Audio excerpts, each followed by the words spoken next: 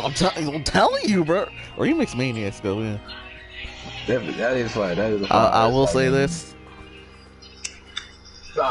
Oh, we huddled up. Hut. Yeah. All right, we live, boys. We live. Oh, we officially live. We live, boy. We live. We live, boy. It's alive. Okay, I'm done.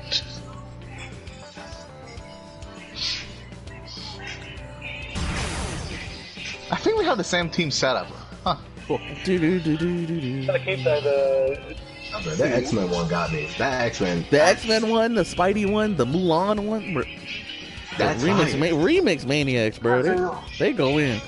I'm mad I haven't known about these people. If there's anything I will say, so check them out. Yes, sir. Yeah. Oh shit. Oh goddamn. So Don't you dare. That wasn't the one I wanted. that's essentially all that's happening today. I'm upset. Alright, clank. Since we started, you gotta. Where you fucking go? Huh? We starting now, so you gotta let that feed to the Oh background. god damn it. Alright, let me turn that. I understand. Fuck it. I don't even care right now. I don't even care right now. I don't even care right now. I don't even care right now. Done. It's What? time. I know. It's time. Welcome to the Writers of the Grid podcast. Hello. We made it. Episode 10, boys. Episode 10. Double digits. Double digits. Yay. We got stuff today to talk about. We can. We do. We got stuff to talk Very about. good news. Very exciting. Some very great news. So first things first. I'm your host. You already know what it is, man. But let's. We got the crew out here, and we got a lot. Oh, we got a lot of people here for now, so we Hey, queuing how it does it up. feel that bullshit on you? Sorry, continue. Goodness. See, we already started. We hype right now. The gang's hype right now. But We are very anyway, hype right now. but anyway. What up? That's how I feel, What up? God. What up? Hello. Oh god, I Alright. got just super Alright. build. All right. We got some news, folks. Done. Yes. You care to do the honors?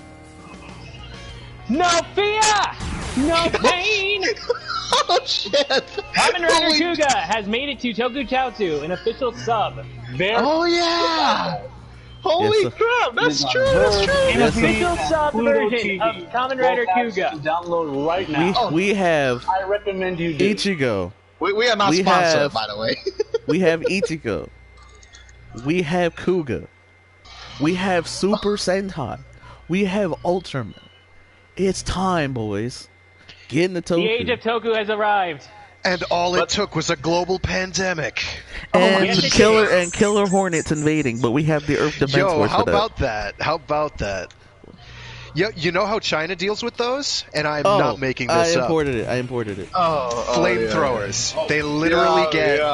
They literally get People's Republic of China soldiers with flamethrowers You to burn have- them out of the trees. Bruh, they I are can confirm that to be incredibly big. 2 inches. They're like the size of tennis balls, and they are made of hate. Bruh. They are here in the States, but that's besides Can I hit the you point. with this? That's besides the point, you feel me? Let's get this work done. Let's get it done. Alright. So now that Kuga's here, no fear, no pain. No fear, no pain. We don't know what's next, but the funny part is, we don't know what's next for Tokusatsu, but hopefully it's more Sentai, because we need more Sentai. Well, the problem with more Sentai is Hasbro. And yes, this big bad boy. We need them to get along with Toei to make this work. I feel like they just want to focus on new things, which I understand, but Get back here, man. Wait. Oh, GG. I hit the rematch button, guys. Wait! I thought you didn't like the bullshit off of you! I didn't even You got two ultimate supers that game!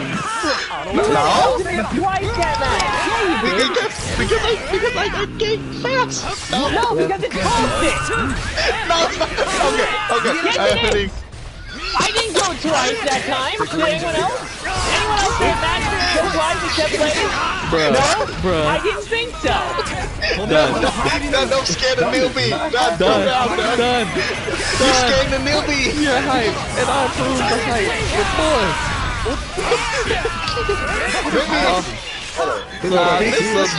So speaking of Kuga, by the way, speaking of Kuga, there's a little bit of a controversy in terms of the Kuga subs, and that is because they subbed the Grung. Oh, yeah, I noticed. But I personally don't hate it. Only because I watched the original version. I watched some of the fan without the Morangi translated. Yeah. So it's more interesting now that hearing what they were saying that whole time. Yeah. Besides, it's I feel like having the Morangi dub would work better on like a second viewing of the series, you know? So I understand why some people are upset by that, but at the end of the day, I don't think it's that big of a deal. Kuga with the wig, by the way. Yeah, I'm gonna second Dunn. I think the ideal way to watch Kuga is the first time you watch it, you don't have the Grongi subbed, and then the subsequent time you watch it, you do. But having it subbed in English at all is the #1 and the biggest deal. And it's so cool that we got it. I'm so hyped. Also, I don't even know how many times I've watched Kuga. 3 times now. It's worth it. It's worth it. It will be 3 times, I think. I think it'll be 3 after this current release. After watching Kuga, I will say, I personally like it. I see why some people who started out with later Heisei find Kuga a little bit confusing. A lot of things from the Showa era, especially the last few Showa era, like the Coming Off of Black, Kamen Rider Shin, those movies, where it's like it's more drama than action. But when when we get a good action sequence, we get a good action sequence. But it's usually more drama based. So it's like you see episodes where like Kuga's just tanking a dude. Miles spoilers. This miles spoilers. But Kuga gets a power up and he's just walking through bullets to stab a dude. He just hit that dude one time, and it's just like, bruh. But there's a reason behind that. So it's not like a crazy action sequence like we get with modern writers, where it's like selling toys. Kuga's action scenes are usually a lot more. But when they get into a good action sequence, which if you watch the finale, you freaking love. Anyway, it's just a. Man, so used to wear. It's just yeah. Kuga's definitely good though. It brings the drama. It brings the drama. It brings the characters. The whole thing with the Grongi. Ichigo should be a writer, even though he's not. He's definitely the secondary. He's definitely a secondary. No arguments here. I don't know where the manga takes place, if it's before or after, or if it's an alternative. Okay, yeah, it's an alt universe. Okay. Alright, so it makes sense now because Agito writers are in it. They even give up and just let him call himself Shoichi for real, even though that's not his real name.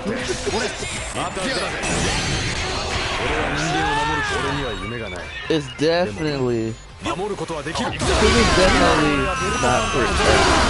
if you're down for okay story elements, but for the crazy elements, I get it. Yeah, I get it. But Kuga's definitely worth a watch. It's not bare knuckle brawling like how the original Kamen Rider was. It is definitely not bare knuckle brawling like that. No, Because in the original show Kamen Rider, they be fighting, boys. It'd be funny because like them hits don't land all the time, but they're moving like it does. Lots of suplexes. Lots Lots of dead bodies being thrown off cliffs and exploding. It is hilarious. But It's awesome. But in comparison to Kuga, it's more. Kuga's a lot more subdued than that. It's fine. Yeah, except for that one time that he like blew up 3 city blocks. We don't talk about that. The nuclear kick. That's That pretty didn't dope. Everyone totally evacuated in time. Yeah, nobody got hurt. Oh look, No one look, got hurt. look, look, By look, the midpoint or 2/3 of the way through this series, the Grongi are a serious threat. Like they have a death toll in the quintuple digits by the time that Jesus. 2/3 part of the series they goes murder by. people. The The Grongi are freaking Grongi no when, joke. no, when they took out the dog. Small spoiler. When they took out the dog, I wanted to cry. Yo, I wanted to cry. yo. Not the dog, bro. Not the dog. Mikoto! No! No! Not the dog. Oh wow, everyone's going on. That's cool. But yes, definitely check out the. I love about Kuga that you don't see at all. I don't think everyone is Dad, want to join in for Hold on. Let that say peace. the fighting style. Like episode 4, Kuga is just literally backhanded aiming the at fight. that one cat chick on his bike and driving through this building. Stairs everywhere. It's unfortunate that we can't get bike stunts like that anymore because Yeah, you can't have any depictions of vehicular violence anymore. At least on children's TV. I don't know if it's At all least we TV. got it once. At least we got it with Kuga. We did. Manga had it with well, Amazon is a whole different breed. yeah, and it's yeah, but it's also not on syndicated television. And that's where the problem is. Although they are acknowledged as part of the Heisei era, but not as Whatever that means, ultimately. I mean, brief moment at the end of the game, they kind of fight to me. essentially they're not part of the main lineup, but they're still they still were part of the Heisei era. No. If I remember correctly, Fives have a lot of bike fights because one of the bike is the main arsenal, right? Autovagine does anything about twice. It's unbelievable how little Autovagine does in that series. No, not that, but I remember there's one fight where Kaiser and they use their bike like most fights. Technically, they don't take the shape of the bike anymore, so it's like algorithm is moved. It's also CGI garbage. Yeah, that's true. Because the sword is literally the freaking handle. Another thing I love about Kuga is that he just picks up whatever he can and turns into his weapon. Yes, sir. Nanomachines, It's not like just like hammer space where he just pulls it out of nowhere. I think it's explained as literal nanomachines, except ancient human civilization nanomachines. He just grabs something that vaguely resembles the shape of it, and it just becomes his weapon. Yeah, it's pretty awesome.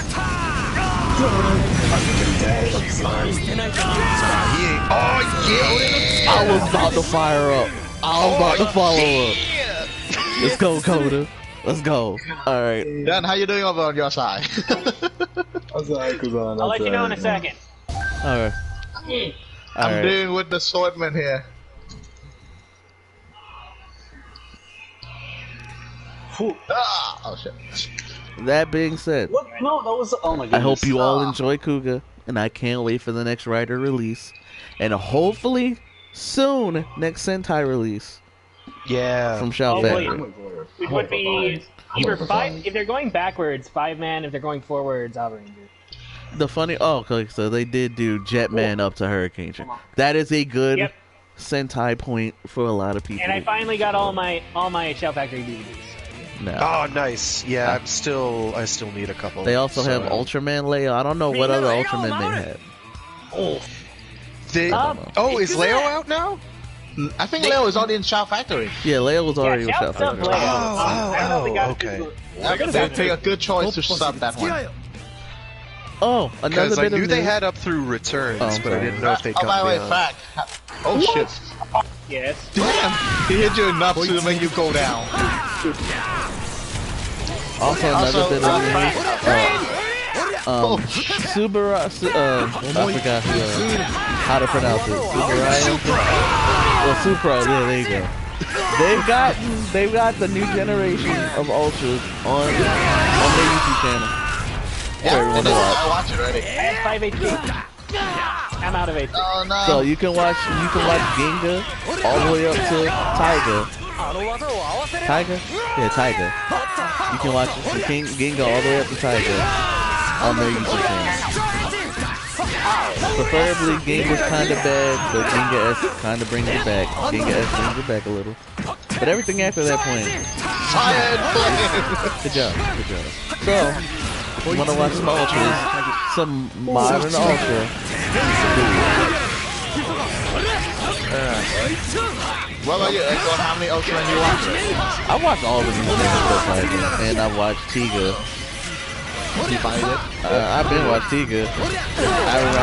Not the 4 kids double Tiga, but Thank you. even though I did watch that, yes, 4 kids double Tiga. Yeah, they did. They did. It wasn't great, but it was. I knew I remembered Ultraman from somewhere.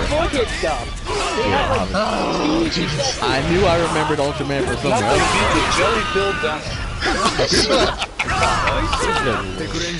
Oh yeah. It is true. But I did watch it. I also watched Mebius. Boy, Yo, Mebius is top. Mebius is top. Yeah. Indeed. So I watch mostly more of the modern ones. I've seen a lot of the clips of the original older ones. He was in my spot. I had to murder him. Damn it, Johnny. I'm gonna avenge that balloon.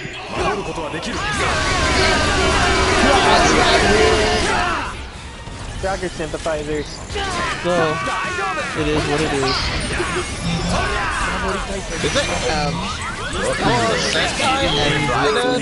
Is it, do we have any season Nessus? So, What do you mean? Like, if you watch Nessus, you would not be able to associate with Ultra. Goddamn it. 5 was on. Of course. So you think 5 is a Nessus out there, right? So, this is what we doing now, Clint. No, that's not what they're saying. Anyway, no, it's fine. So, it is what it is. Do we have any more Toku related news? Any token news? I think that's basically all we talked about. The Toei channel keeps adding episodes to various shows. Without any subs, you gotta sub them yourself. Not a lot, but you gotta sub them yourself because after the first 2, they don't. Yeah, the subs is. I feel like they might get to it at some point, but they're just trying to see how. I don't. They just. I'm not holding my breath, but I ain't I'm either. glad that they made the It's still just initial a YouTube effort. channel at the end of the day. So. And a lot of Sentai and writer stuff that they have. It's not like official release. They're not getting paid to. Yeah. Jesus. Delay on that. It's not bueno. You still approve of Toei for doing that, though. Oh yeah. It's definitely a good thing, and it exposes a lot more people to it. To the craziness of the I'm not Showa expecting. era. I don't expect them to sub it themselves. But if you want to watch a commentary, it's not a regionalized. It is on. It's an experience. It's on the Toei channel, and boy, It's an experience. It was a special time. It was something else. I'll tell you what. I like it. I think it's a fun movie, but it's an acquired taste. Definitely a little bit brutal in comparison. No, I like what is it? G right now. a bit better. But I'm also a Keita Amamiya fanboy, so.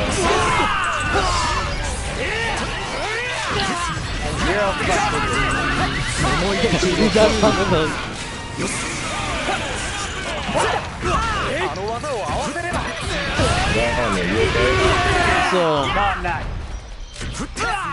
So yes.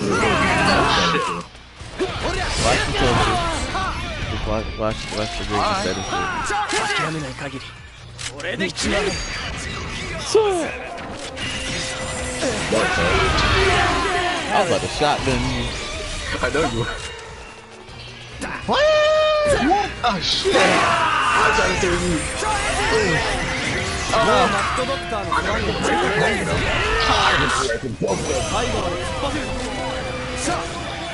I'm very scared that You must choose.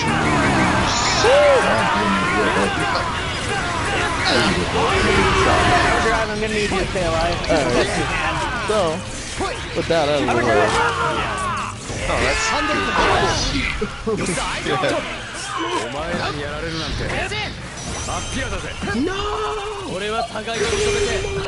If I remember right.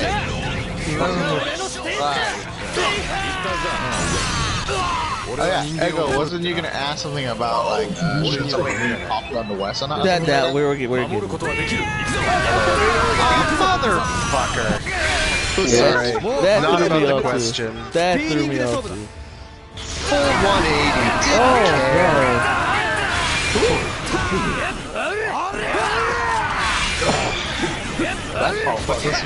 Alright, I'm gonna push it out. Oh, go TG, I'm dead. Kuga. I'm nowhere near you. Sorry. Nothing I could do. Coming right. Nothing I could do. Correct color now? Alright, everyone get to the correct color. Alright. There is no correct color. I think we all know that here. No, neither one. so much fun to play. Alright.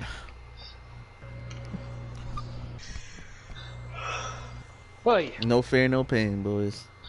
no fear, no pain. No fear, no pain.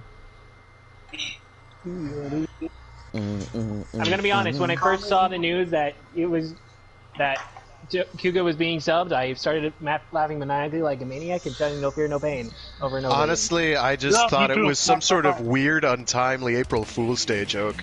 Because it was like, they're playing with my emotions, there's no way. There's no way. And then it turned out to be very much true, and I was like, I truly don't know what to say now. I'm over No the fear, moon. no pain. I'm over the That's moon. the only thing There's you a can't guy, say. and his name is Kamen Rider Guy. True. Oh, Jesus. So now, Fruit Jesus. we're getting into the meat of the discussion, boys. Let's do it. This was brought up yesterday by about something saying niche and like whether it should translate to the mainstream. We got a good discussion about it. We're gonna do it here. Hey, Theo. Theo has appeared, boys, just in time. Ultramashi. He's just appeared in time.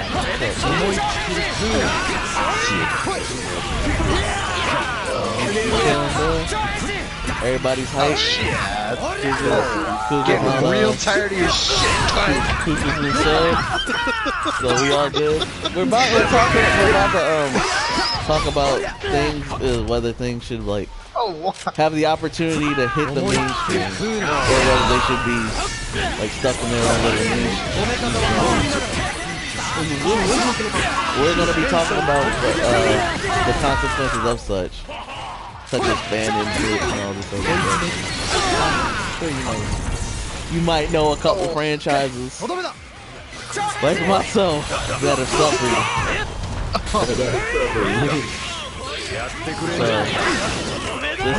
So this will be something. But anyway, what do y'all think about this? Especially in terms of like, mainly in terms of any franchise, but also What's up, gamers? I think I need like an example. You go first, Mouse.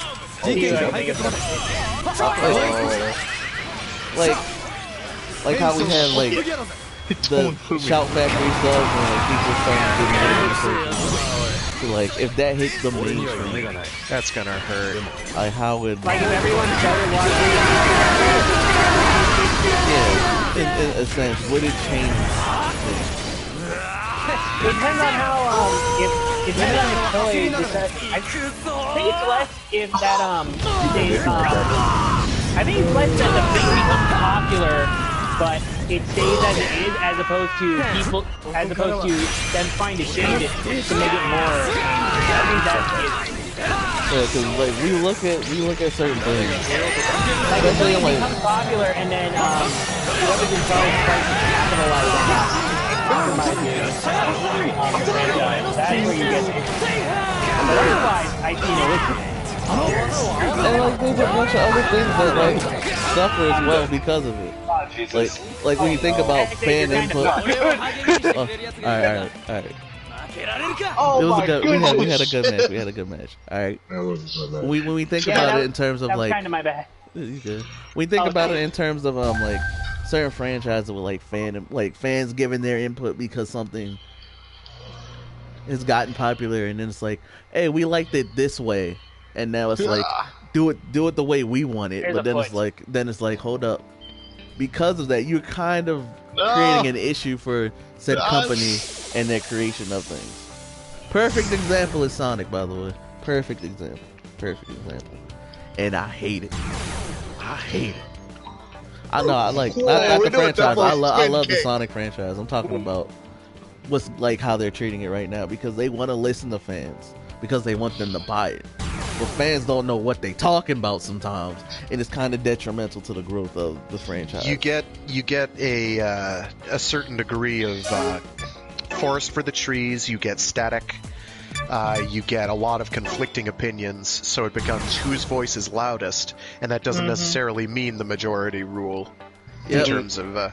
So you wind up, and at a certain point, I figure people who are creating something should ultimately have word of God and be like, "This is how it's going to be. If you don't like it, very good. Consume something else. It's fine. You're allowed to do that. It's in the rules, you know." There's nothing forcing you to do this. But some people don't see it that way.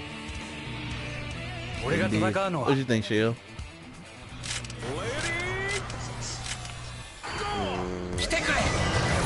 And I think it's just the momentum that really ruins it.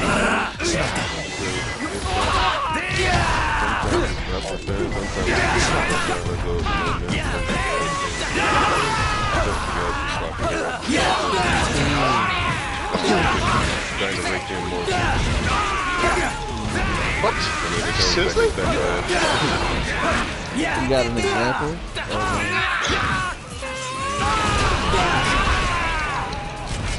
Just to illustrate this. What the?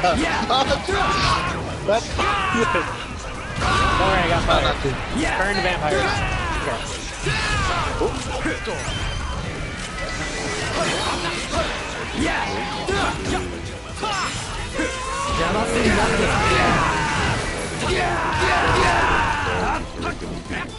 Oh god, yeah, Johnny Test is coming back with a lot of the original cast that they're doing. That's an interesting example. Why is Johnny Test coming back in 2020, by the way? That is just weird. That is so weird. Yeah, most of the original crew is coming back. It's just weird. They're Johnny Test coming back.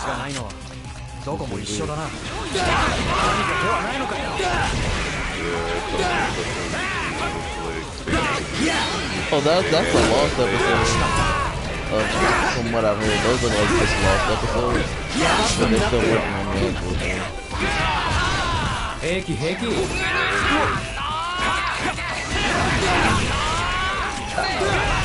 I can't help.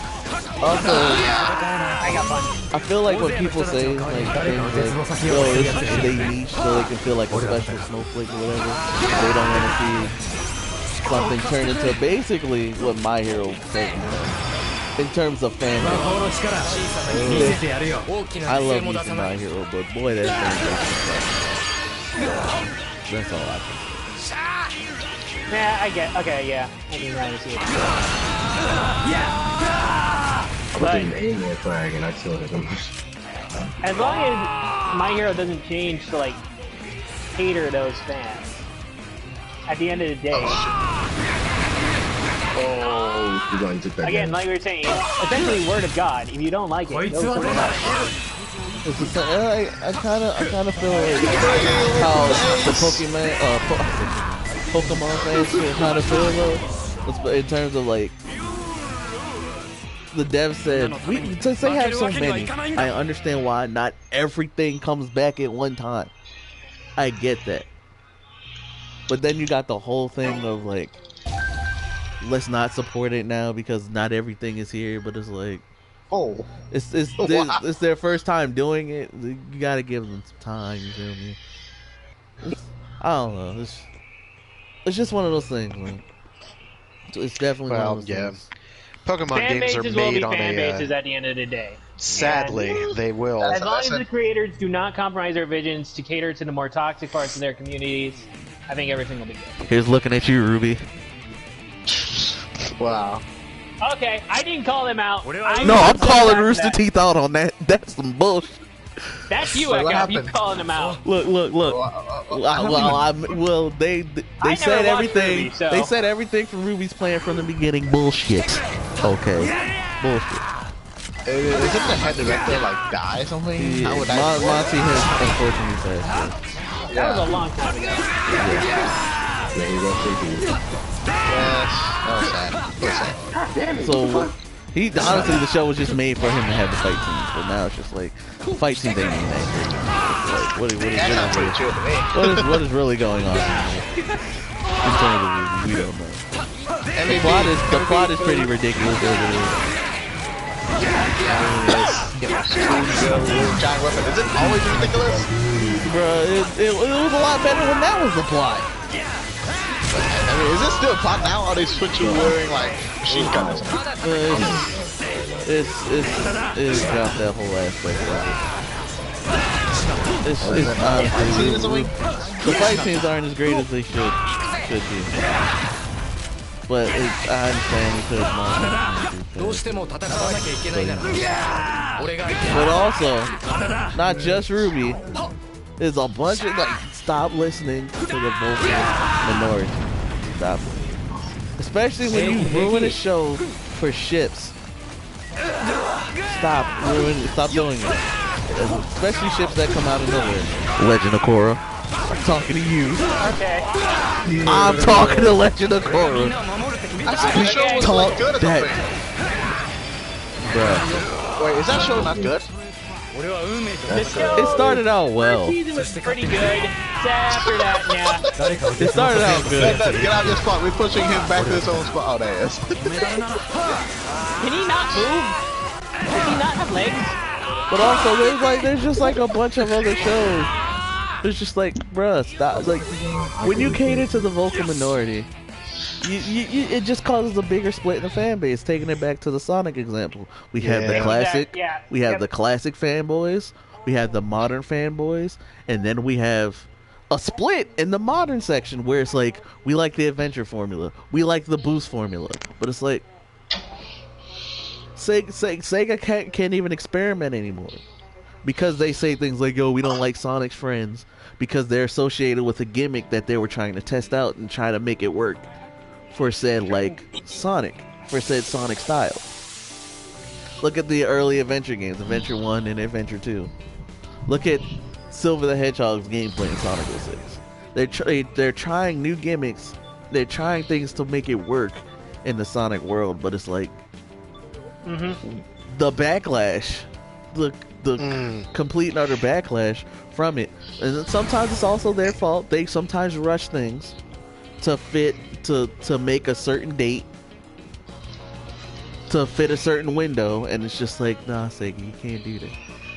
But at the same time, the backlash from these things. I'm glad you brought up backlash, because I think backlash is another thing where people need to stop being so ridiculously overreactionary to things. It's like, so there's something you don't like. Okay. Right. Well, I don't like that my pets die after a decade and change. That fucking pisses me the fuck off. But there's not a whole lot I can do about that shit now, can I? It makes me fucking incensed. Yeah, I think the internet, just like social media and all that, has a big part to play in that. Yeah, it's not like it those does. feelings weren't there. It's not like those feelings weren't there at all. It's just that the internet has amplified it a very unhealthy degree. Yep. So I guess what I'm saying is, like, don't get worked up over things, man. Well, shit happens. It's how you clean it up. Shit, is this like pop? Just account live the with whole it. just You gonna gotta be live with popular? Yeah, it's part of it. It's part of it. Nice. The whole, Yeah, it's the all whole taken big together. discussion. What if sometimes it's more shorted and they just finish it and then just wait to have to talk about it? Is that like, you know, advantage that 1 hour movie got over some other longer franchise? I mean, okay, you say that like you say like sometimes popular opinion can affect how the work be, but if it's something already finished, then what can you do about it? You know what I mean? Well, that's I'll in terms tell of you what you backlash. could do about it. Oh my god! You had the Sonic movie. Oh The recent god! Sonic movie. That movie was done. That movie was done, and backlash was so significant that it changed. Now that, I would argue, is an example of good backlash. That saved that movie. Honestly, that saved the Sonic movie because the movie is take it or leave it. It's a good kid film. It's a good family film. You know, there's no real problem with it. But boy, if it had that design, that film would not have succeeded in any way, shape, or form.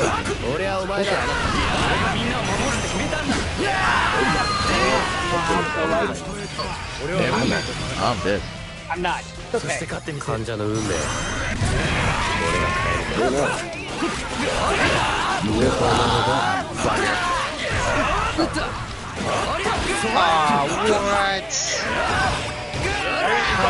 on. Oh, thank goodness I'm down. The thrill that appears to happen.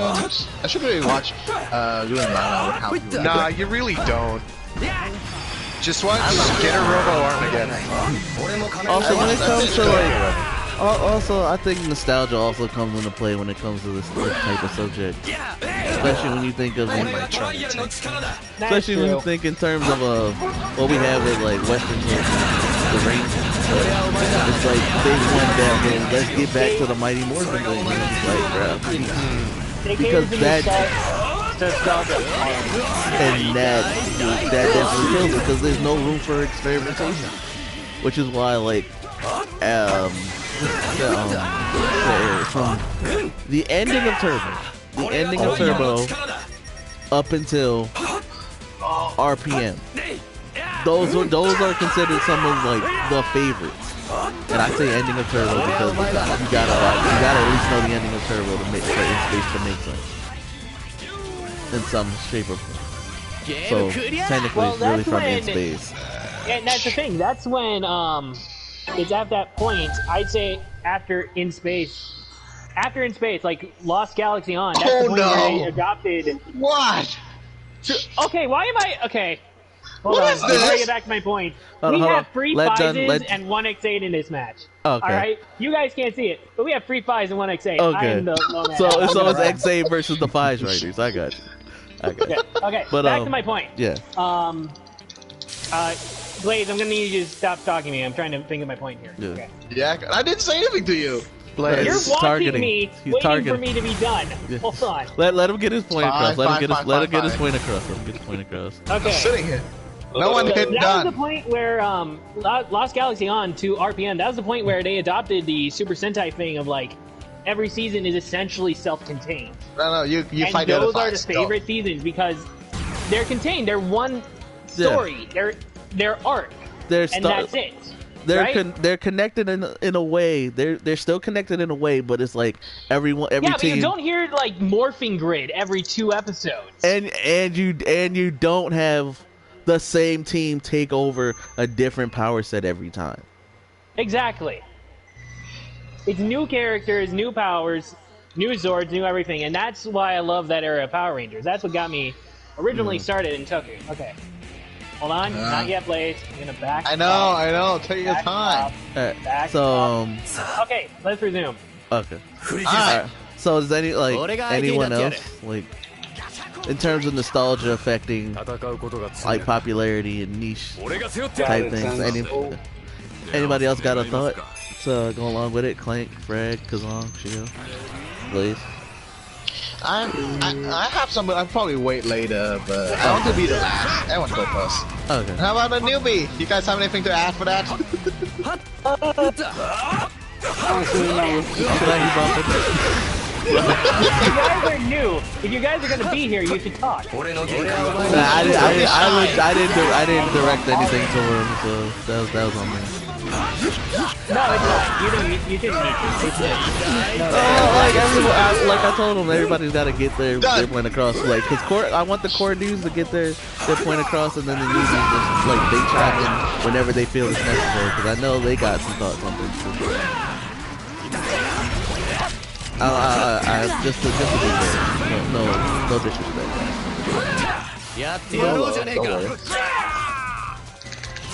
Hey, we're just happy you I don't know why I did that, Frank. I'm so dumb.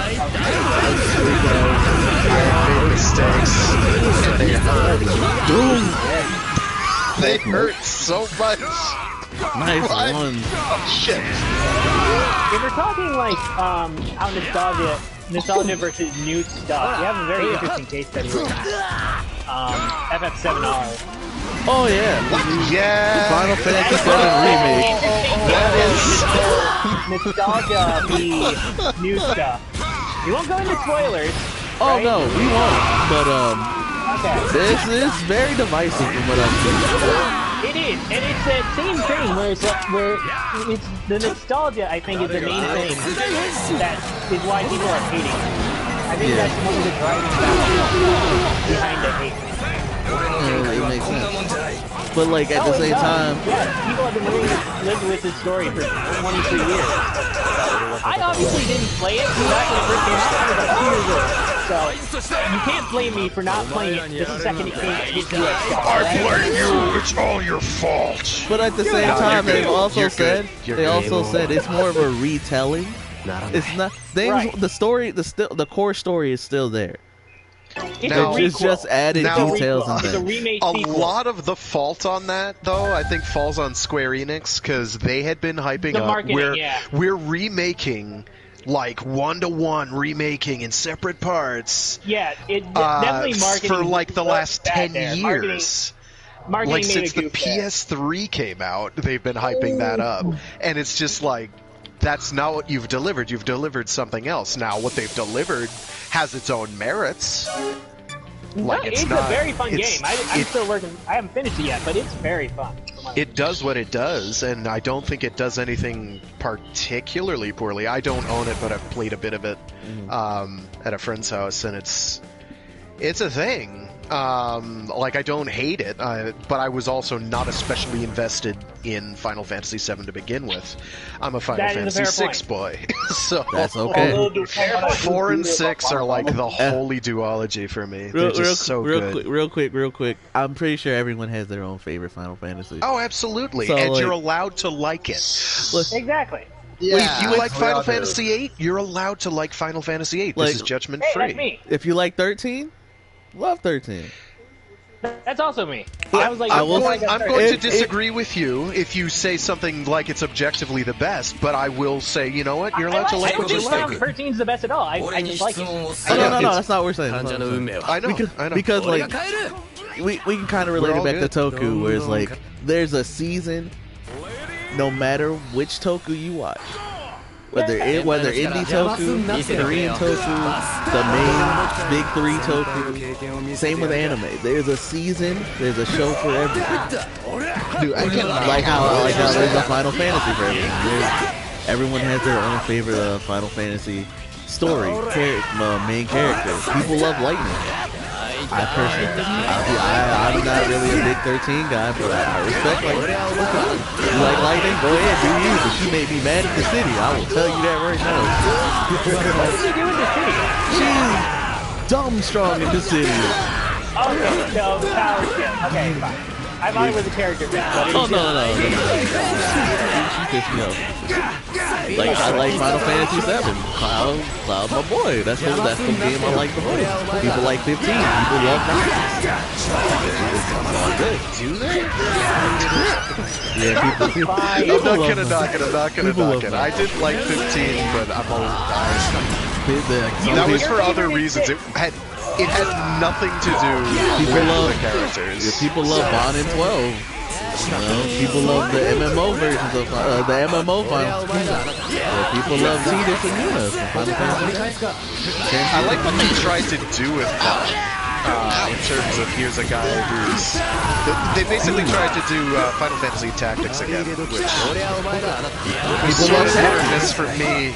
Yeah, because in the original Final Fantasy Tactics, the character that you play as, Rags Veil, is not the main character of the story of the events that are going on in Final Fantasy Tactics. It's always being done as you're kind of like it's what's his freaking name?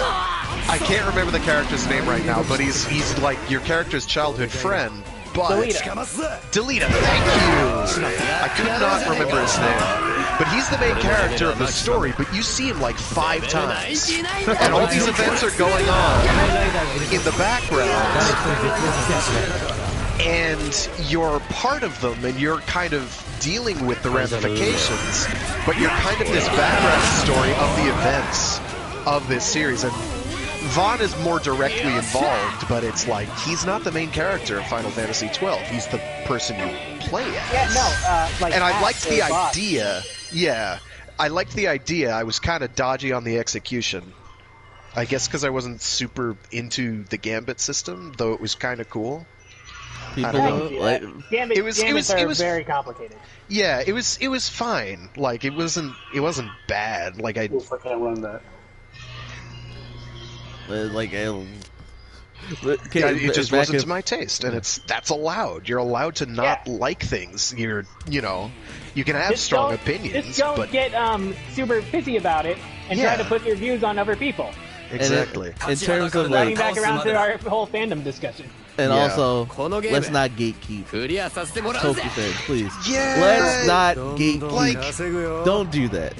We need as many people as we got. Who's trying to gatekeep Toki? I think there is something to be said, not for gatekeeping per se, but being like, hey, there are added depths to this franchise, and I think there are certain things that are worth watching, even if you don't like them, just so you can understand where like a franchise is coming. And I think Ultraman kind of falls into that for me, where it's like, Nexus is good on its own, and I would recommend it, but like if you liked a lot of the Heisei era Kamen Rider, I'd recommend Ultraman Nexus, because it hits a lot of the similar beats. Except it's dark. Ooh, holy crap is it dark. But like to get an appreciation for what it's doing really differently, you kind of have to have watched a bunch of other Ultraman. But I don't consider that gatekeeping per se. It's more like recommending that you watch the extended library because it's a thing. It exists. It's there. No, I'm not talking about that. You can definitely recommend. Then what are we defining as gatekeeping then? Where's Because I may have misunderstood. When it comes to gatekeeping, it's more like, hey, nah, we don't want y'all in this thing. Y'all brand new. You guys are, you don't care for newbies. That's what I think we're talking about with gatekeeping. I'm not Only sure. real shitholes do that. I'm not sure. Congratulations. And this is an objective fact. People who do that are in fact shitholes. Yeah, I will say and that. Yep. That's objective. I don't really see how that's a. There's no reason to do that. I mean, if you don't think they understand material, if they want to learn, then teach them. You know? Yeah. And going along with that, they've got to want to. You don't force it on them. Don't force it on them, because then it's just gonna be like, nah, I'm good. But like wasn't it like that with wasn't it like that with Persona and like newer Fire Emblem? I'm not sure like in terms of Persona, wasn't it like that with Persona? With newer Fire Emblem, like a whole bunch of people got in after like Awakening. Yeah, Awakening, and then like the older fans were like, nah, the older ones were better. Now there's like Waifu Sim, don't play those. Go like I don't know. I mean, they were Waifu Sims and they weren't nearly as good, but if you want to enjoy them, you're allowed to enjoy them, but the newer Fire Emblems are not for me, and that's okay. That's okay. I will keep living in the past. I I will be the relic and the As long as you anachronism don't that stop I you must from be. living the future, you know. Yeah. Listen, man, I've been living in the future since I was born in the past. I'm not saying you're wrong. I'm just saying. No, that's not that, because she, I think she was trying to say something. I want to Sorry, get it across. My bad, bro. I was gonna say that it's man like that for the people who are heavy in the Shigami Tensei. They don't. Some of them don't like Persona. Huh. He's not wrong. They aren't. Like, I've been, what was my first? I know I didn't play Persona 1 first. I think it was Persona 2. Persona 1 don't exist. I feel so. The joke don't exist. I know I got around to Persona 1, but I know it wasn't the first one I played. It might have been 3, actually. I might not have gotten around to Persona till 3. Which was rad. I recommend 3 a lot. 3 and 4 are great to me. I love 4. I love the 4 cast. The 4 cast. Yeah. That's amazing. Narukami is the ultimate Chad. My favorites are probably the Digital Devil Saga, though. I'm hugely fond of those. Those I had a lot of fun with. Those are what sold me on the Shin Megami Tensei formula of, having just... Here's a turn-based JRPG where you actually have to pay attention. And the game will punish you. You will, if you are not playing well. There is some strategy there. Those really sold me on it. And then Persona just kind of did its own thing with it. Speaking When I started playing Persona, it was like, Shin Megami Tensei, then I was playing Persona. Going along with this topic, by the way. Nocturne! Oh my god, Shin Megami Tensei Nocturne. Play that shit. So good. But going along with this topic, I think Digimon also kind of suffers from this whole thing. Because it's like a Digimon season for everyone. Everyone has like their favorite seasons. Like, what seasons do y'all like? Frontier? Oh, season 4? Yeah, I like Frontier. Not everyone does though, because it's like a different change to the formula. It's completely different from the rest of the Yeah. It is a Toku show disguised as Digimon. Oh, that is. They got the Sentai roll call. That Digimon. I watched the episode of the first season and still love them. And then it's like, and then I think also Digimon kind of does suffer from the nostalgia thing because everyone loves the original crew, and the original crew is back again. They're bringing the original crew back a lot more. Oh no, they're back now. It's like they're in 2020 now. It's like the original season but done in 2020. Oh, hey. Back. We lost the person. We lost the person. It was fun. When you think about it. When you think about it, it's like, bro, like I said, there's a season for everyone. So it's like it's better to not and not think of it like, oh man, if this becomes too popular, it's like, you can still enjoy it. Like, now, bearing in mind that we're like kind of doubling back on our point earlier, in terms of it is a valid fear because you can have, when you get more people talking about something and more people in it, it will change the series. Oh, if the creators are in a listening mood. So there are perils in either direction, but I think fandoms in general can be a lot more healthy than they have been. oh, agreed. Definitely. And I think that's kind of like what we should strive for, is a healthy fandom. Nice belly flop. Yeah, no, agreed. Surprisingly enough, when it comes to like certain franchises like Fire Emblem, the newer games is what helped revive Fire Emblem in the first place. Yeah, so there's gotta be respect for that case. If it wasn't for Awakening, Fire Emblem would be dead. Let's not forget that. Now, part of that is excellent marketing, or at least better marketing. Part of it is on a system that was more accessible, which is also good. That, and they gave us a goddamn demo. Yes. If they didn't give us that demo, boy, I would have been like, what is this? What is fire? Ooh, okay. That is true, but the fact still remains, Awakening was the game. Yeah, the Awakening was the game, and like people may hate Awakening, but you gotta respect it for rejuvenating life back in the Fire Emblem. You got it. I don't even think people hate. I think just that hardcore Fire Emblem fans hate it because I don't know. I mean, I don't like the direction it's pushed the series into personally, because I don't think that the elements they added necessarily add value. But at the same time, like, you can't play that game like a classic Fire Emblem game. Like, there's no... You can't have it both ways in this case. That's one I don't get too upset about. There are other things that I would get upset about, but I don't.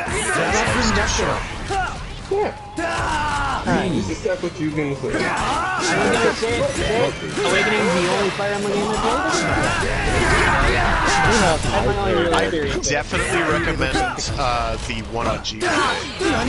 Really, I would recommend 3 hours.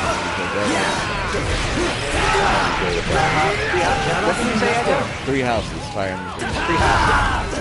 And Greg recommended the older one. I recommended the newer one because I think we can all agree, despite what happened with Fire Emblem, everyone I've seen so far, whether like in the older news, can enjoy it.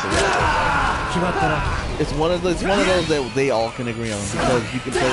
It's like 3 separate ways to play the story. 3, maybe 4 or 5. But like, you can play the story any way you want. You can play it how you want. It was dope. I have not successfully prodded the wizard with my banana. I have failed it. That is this week's sentence of, and that is this week's game. Sentences you can only say in Turkish. That is a quote. That is a quote, bro. That is a quote.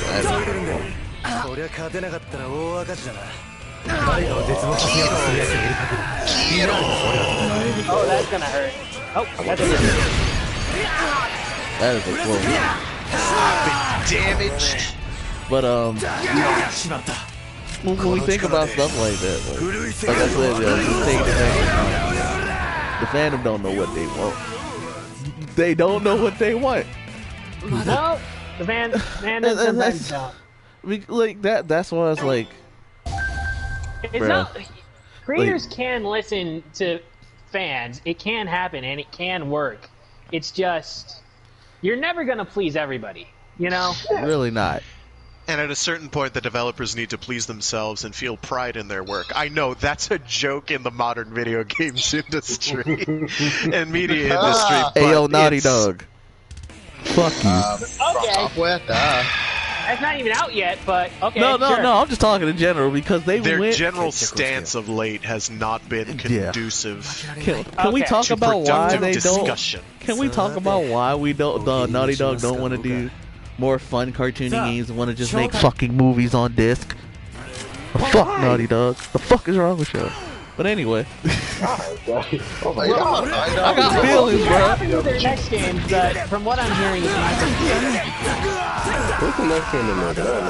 Last of Us 2. That got spoiled for shit. I'm so glad I wasn't invested. That got spoiled. I also wasn't invested. Haha! So Naughty Dog fans listening, it's not that we hate Naughty Dog, okay? I love old Naughty Done Dog. fantastic work in the past. Crash Jack, We do love not it. like where they are right now. Yeah, exactly. If Naughty Dog wants to go back to like Jack and Daxter or even Uncharted, They tried perfectly happy. They tried to make Jack realistic. Boy, that was. That's why I did like Jack 2 and 3.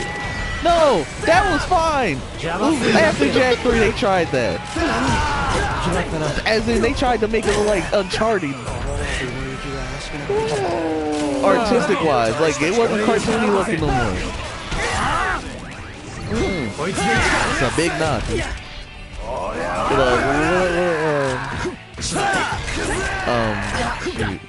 I'm sorry, I forgot. He's talking about you, so. Yeah, I'm sorry, I forgot. Yeah, 150. Yeah, he asked your opinion. Yeah. It's more or less what the topic we're talking about. One man focused on the game. He like, oh, he in gamer mode, boy. He like, don't talk to me. I'm trying to put in this work. Yeah, it's just a weird not weird in a bad way. It's just a tough one. Should something be too popular? That's basically what they're talking about. That's what started the discussion. Definitely. I don't think anything can be too popular. Yes. That's not too popular.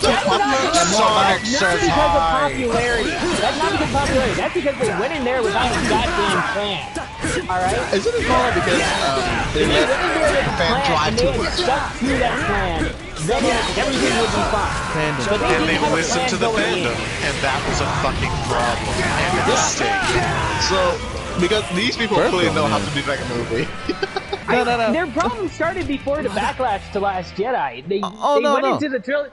They didn't plan out the trilogy. The problem was J.J. Abrams.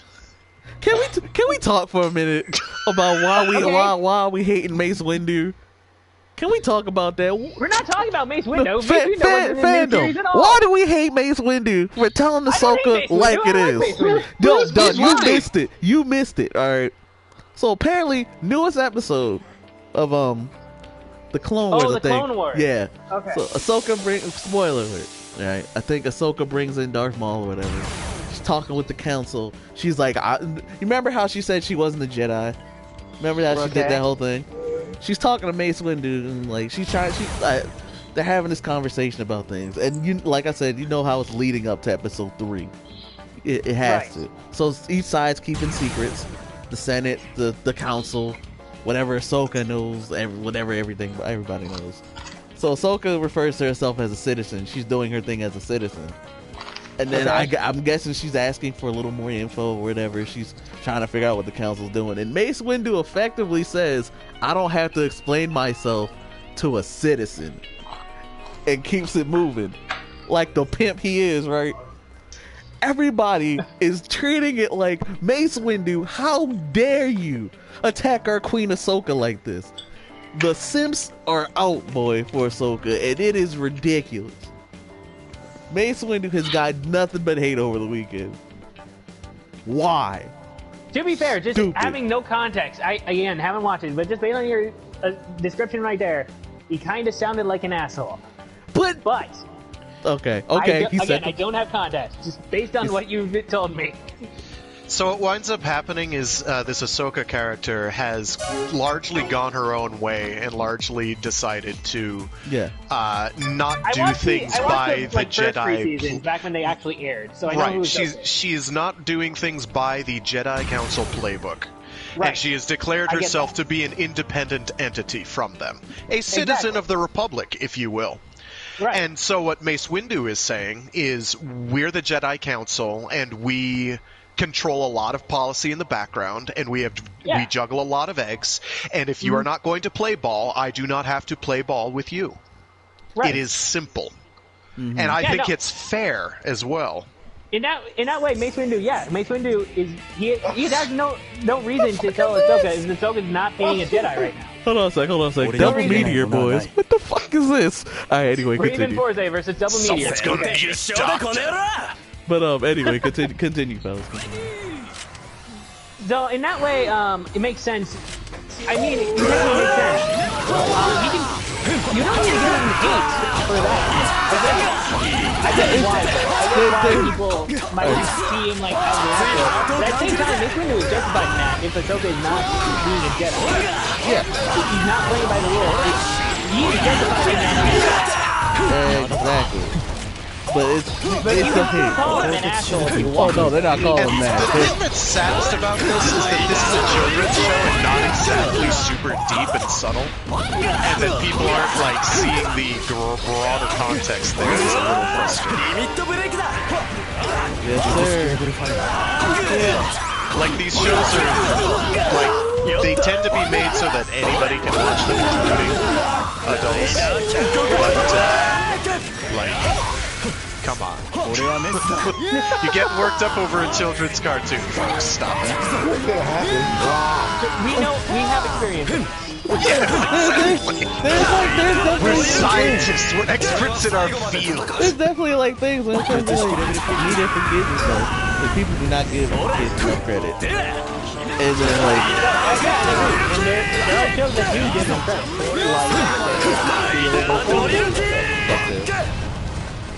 Or say Ultraman Leo, where you gotta love listen, it. You gotta love it. this is going to be massive spoilers for Leo, and I'm sorry. So a big part of the way it's a lot of work.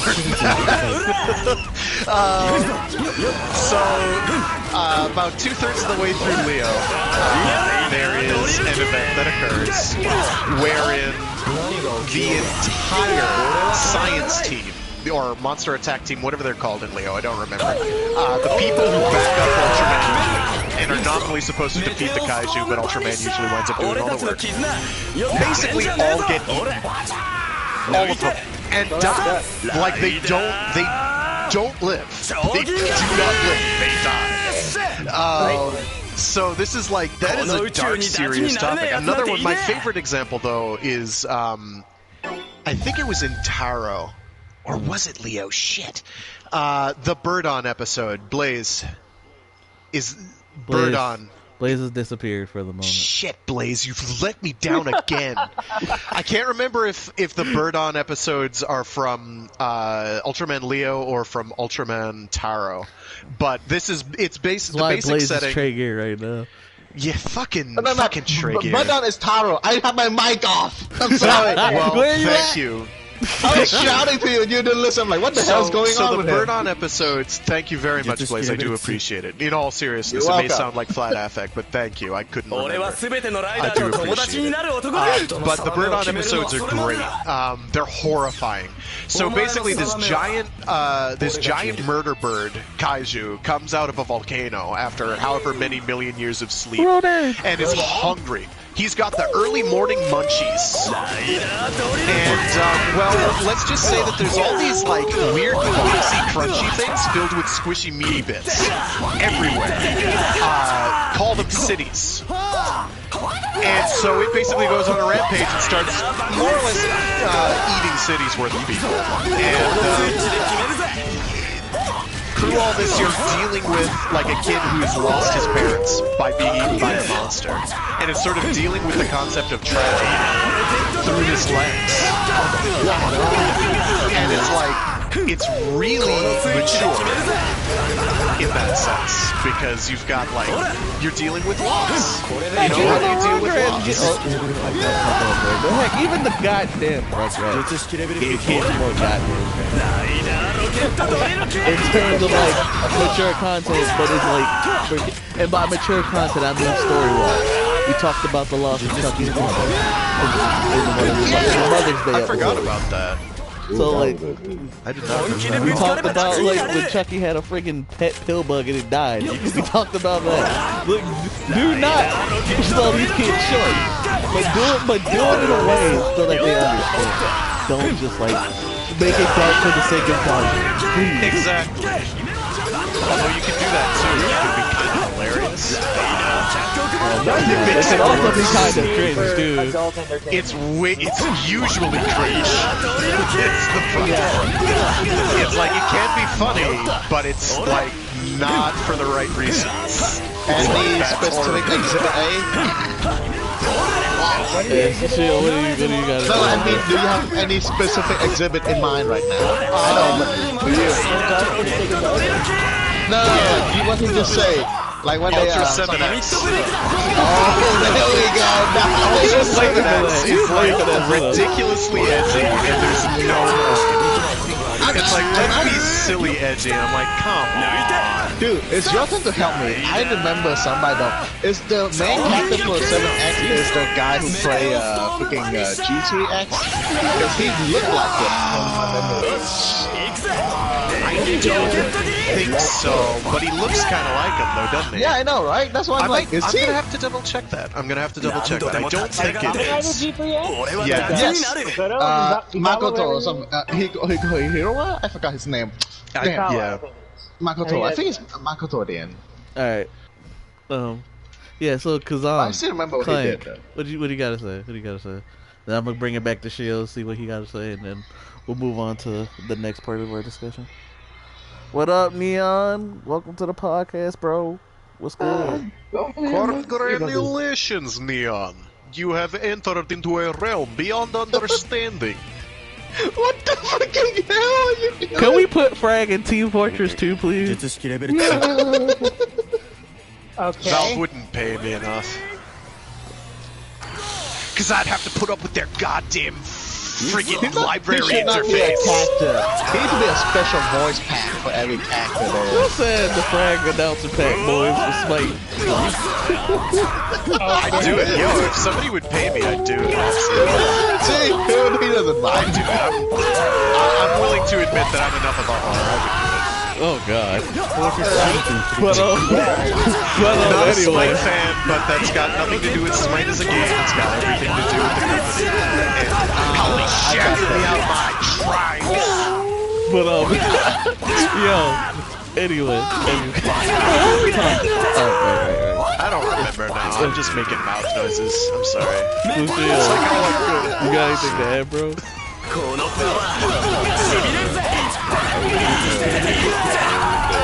Early 2000s and the age of everybody. Oh god. Yeah, Just that's a like good they have in example. the dark form. Oh god. Dark Sonic, bro. Real quick, I'm going on a tangent. Speaking of things I hate from Sonic X, Jill, I know you remember the Sonic Adventure arc. Should we expect everything to be edgy and have text at the end of the I know you remember when Perfect Chaos appeared.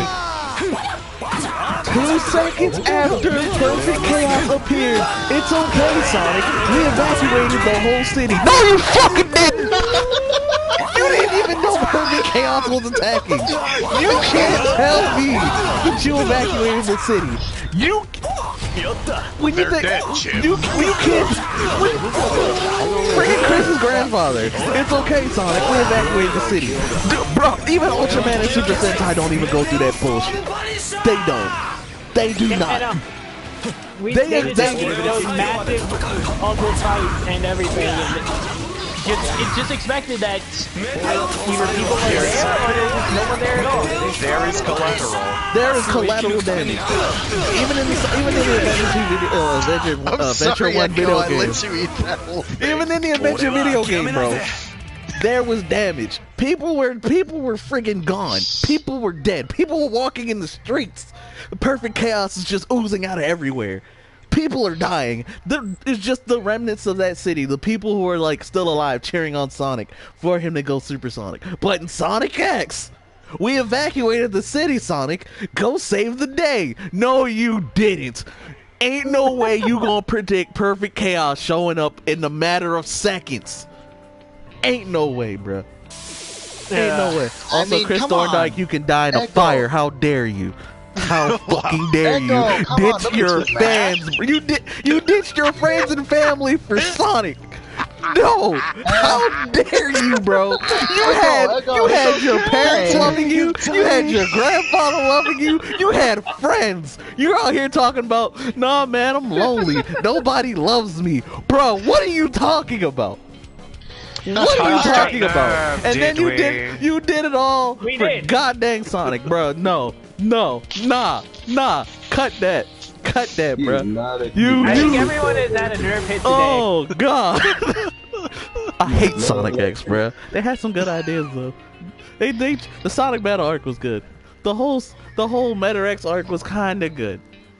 But nah, Chris Thorndike, nah, kill yourself. I don't like you. Not, don't actually kill yourselves, people. That's not what I'm saying. I'm just saying, fuck Chris Thorndike, he's fucking trash. Trash ass character. Fuck him. Anyway.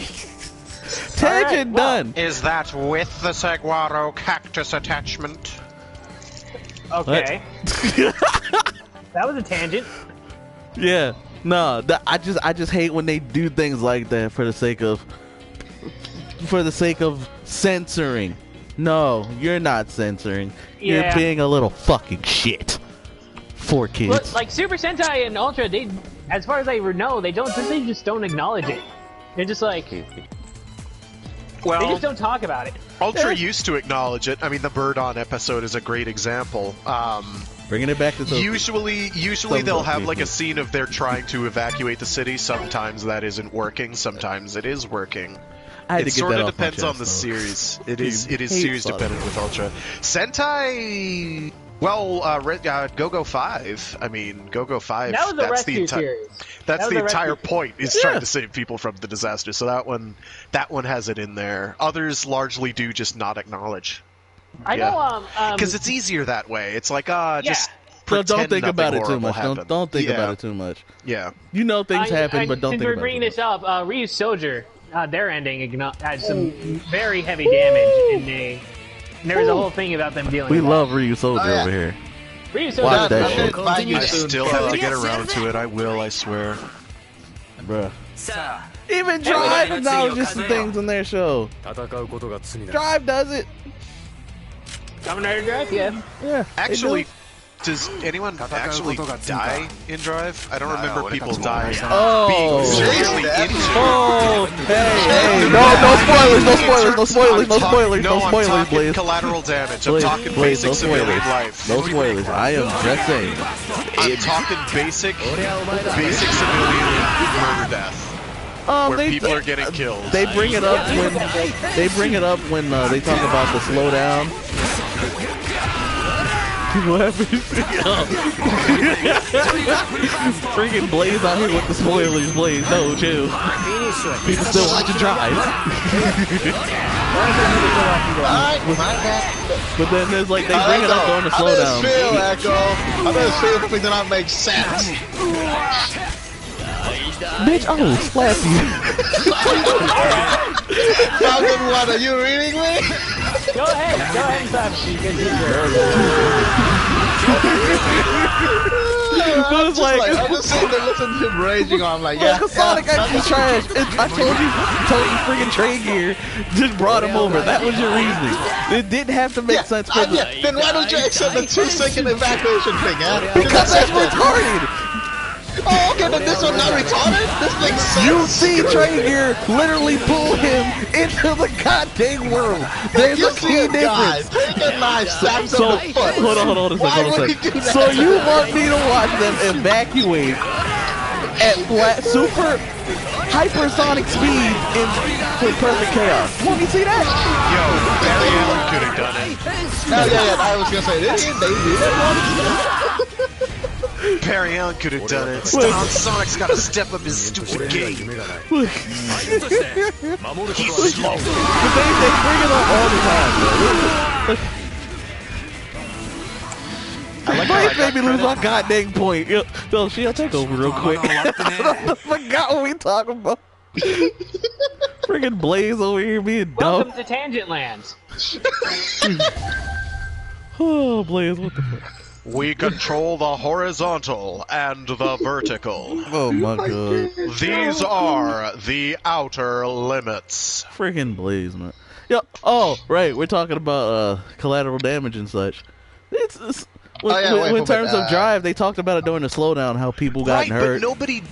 No, some people died. Some people died. In that largely off-screen yeah, there thing, was a lot the of rise of the roid moves. Yeah, they talked about it though. They brought people it up. did die there. They that is brought it true. up. They I brought forgot it up. about that. During the series itself, there isn't a lot of it though. Like you aren't faced with it. I think ever directly of somebody.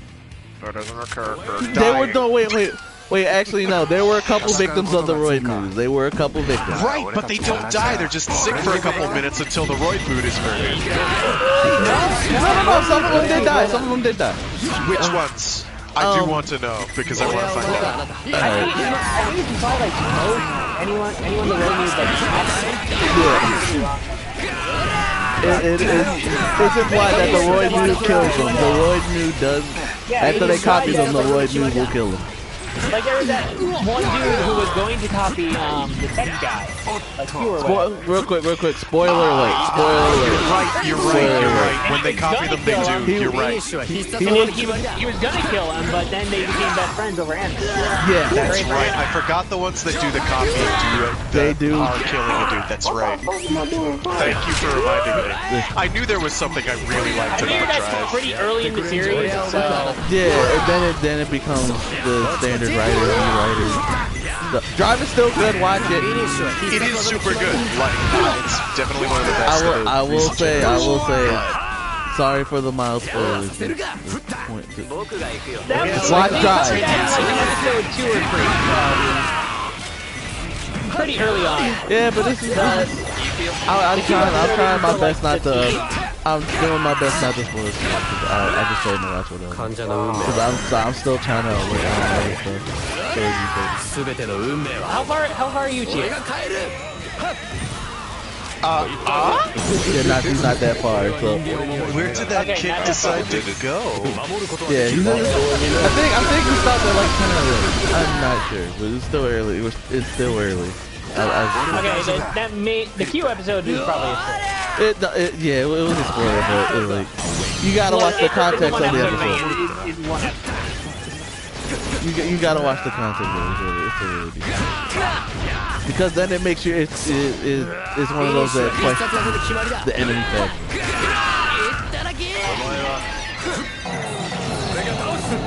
That really stopped your game. You got invincibility frames when you do that. What are these people doing all the way over here, running away? It's go time on the Kool-Aid Man. Okay. What the hell? He became Mighty Maximum 99. Okay. You mean Maximum Mighty X? Yes. Maximum Mighty X. I'm sorry, I get the names messed up sometimes. But shoot. Oh god, don't you have the toy ready? No, that was just me. The toy is still in. He has a. That's what I say. You already have the toys right now. You have to play the theme song. I literally forgot the point we were making here. What we were talking about. You were wrong. Collateral damage. Oh yeah. Blaze is stupid. Did Blaze just say you were wrong? Because all right. So context, real quick. We're gonna shelve this conversation for a minute. Context. We were watching. We were talking about the Ultraman Rube movie. Jeet is also a part of it. It's a crossover. While mainly being a Rube story. Yes. Blaze doesn't like how Jeet is just there. Jeet did not appear out of nowhere like he just walked in and said, "Hey, Rube, what's going on?" Trey Gear pulled this man for no real reason other than, "Hey, I need you to be a distraction real quick so I can mess with Rube." Alright? That's what he brought him over for. You see him literally pluck Riku out of his freaking world, him and Pekka, for the sake of that. That's it. And he throws him into Rube's version of it. Whatever that was. Yeah, for the sake of crossover. Blaze hates it. Blaze hates it. It makes no sense to him. I'm like Blaze. You see him pulling literally over. He doesn't appear out of nowhere. You see him legit get pulled over there. They told you why he's there. Trey Gear did it. Trey Gear pulled him over for no other reason than to be a distraction. And Trey Gear does. And when they fight, Trey Gear doesn't acknowledge. He doesn't acknowledge Jeet at all. He doesn't care for Jeet at all. and Blaze doesn't like it. He doesn't like it. My comparison was essentially in every other crossover where characters just appear out of nowhere. I'm letting you finish, by the way. No. Go ahead, rebuttal, Blaze. Go ahead and rebuttal. No, because we're going to have a combo. We're going to have a combo. Because I was talking, because my example to counteract it was how some writers just appear out of nowhere with no real explanation other than, hey, I'm here to help my fellow writer for no other real reason than the cameo to prep for the new season. Like O showing up during the freaking double movie, or Forze randomly crashing in during the O movie for no real reason. Or how freaking Wizard is just there in Heisei Generation. Fine, I'll give you that. Wizard doesn't know what's going on. He's just like, hey, yeah. Okay, sure. I'm here to make the donuts. No, I'm not saying you're wrong. You don't argue with freaking Wizard. I was too slow. Sorry. Okay, now I'll get hit. My counter to that is this. I'm not saying you're wrong, but bring Gain and Wizard for a moment. They appear in the Ghost and XA movie, okay? The main core is how Ghost and XA meet each other. Yes, it's about freaking a video game giant Pac-Man and it was not about Wizard and Gain though. That's what I'm saying. Gain and Wizard drop by to help it. They drop by to help it because they're at least a minor one. They like guest star. They like drop by help.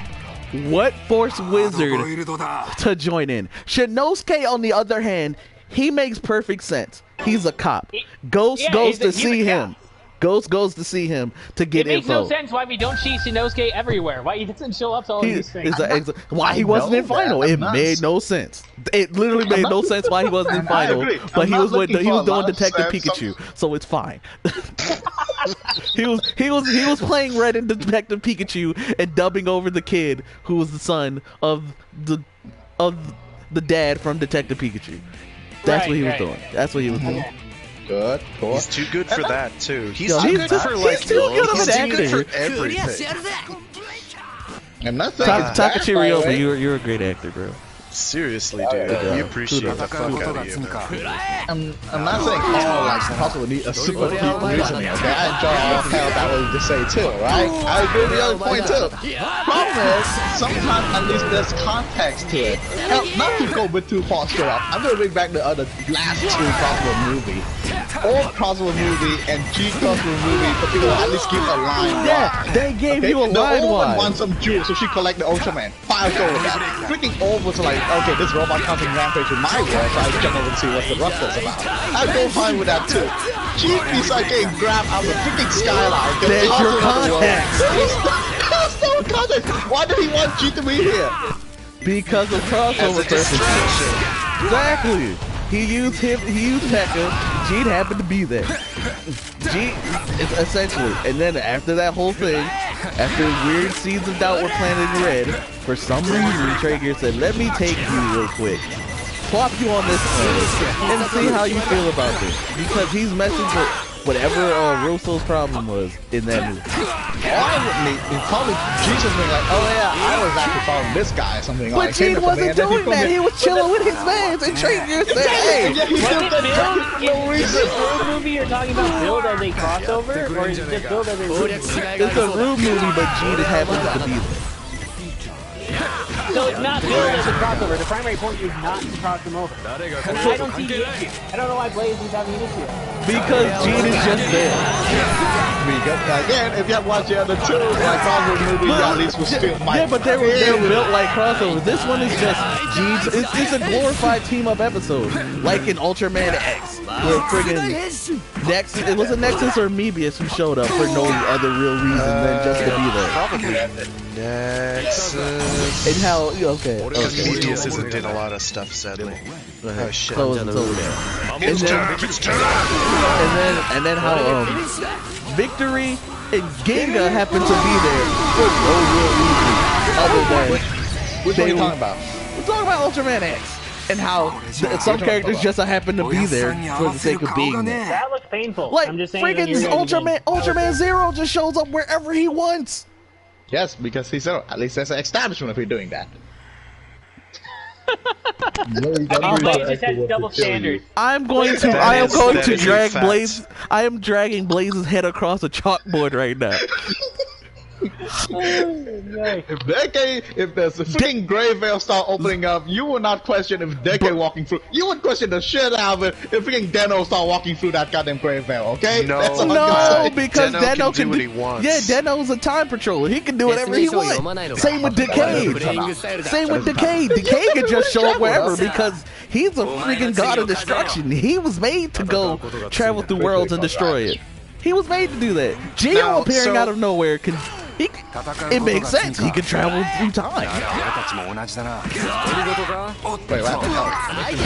You just expect too much, and that's the problem. When the story gave you a reason, Traeger said, "Hey, I'm going to use you real quick. Don't mind if I do." Traeger said, "Don't mind if I do." It's blunt. I'm the most like chill guy that when it comes to Bobby's Poker Show because I know I expect things. So I usually just play a lot. You are the most chill guy here. I chill at you when we play video games. Blaze turning up. Blaze turning up, man. Hold up. This man Shield just sitting here with a bowl of popcorn chilling in his chair like, man, I'm gonna get it.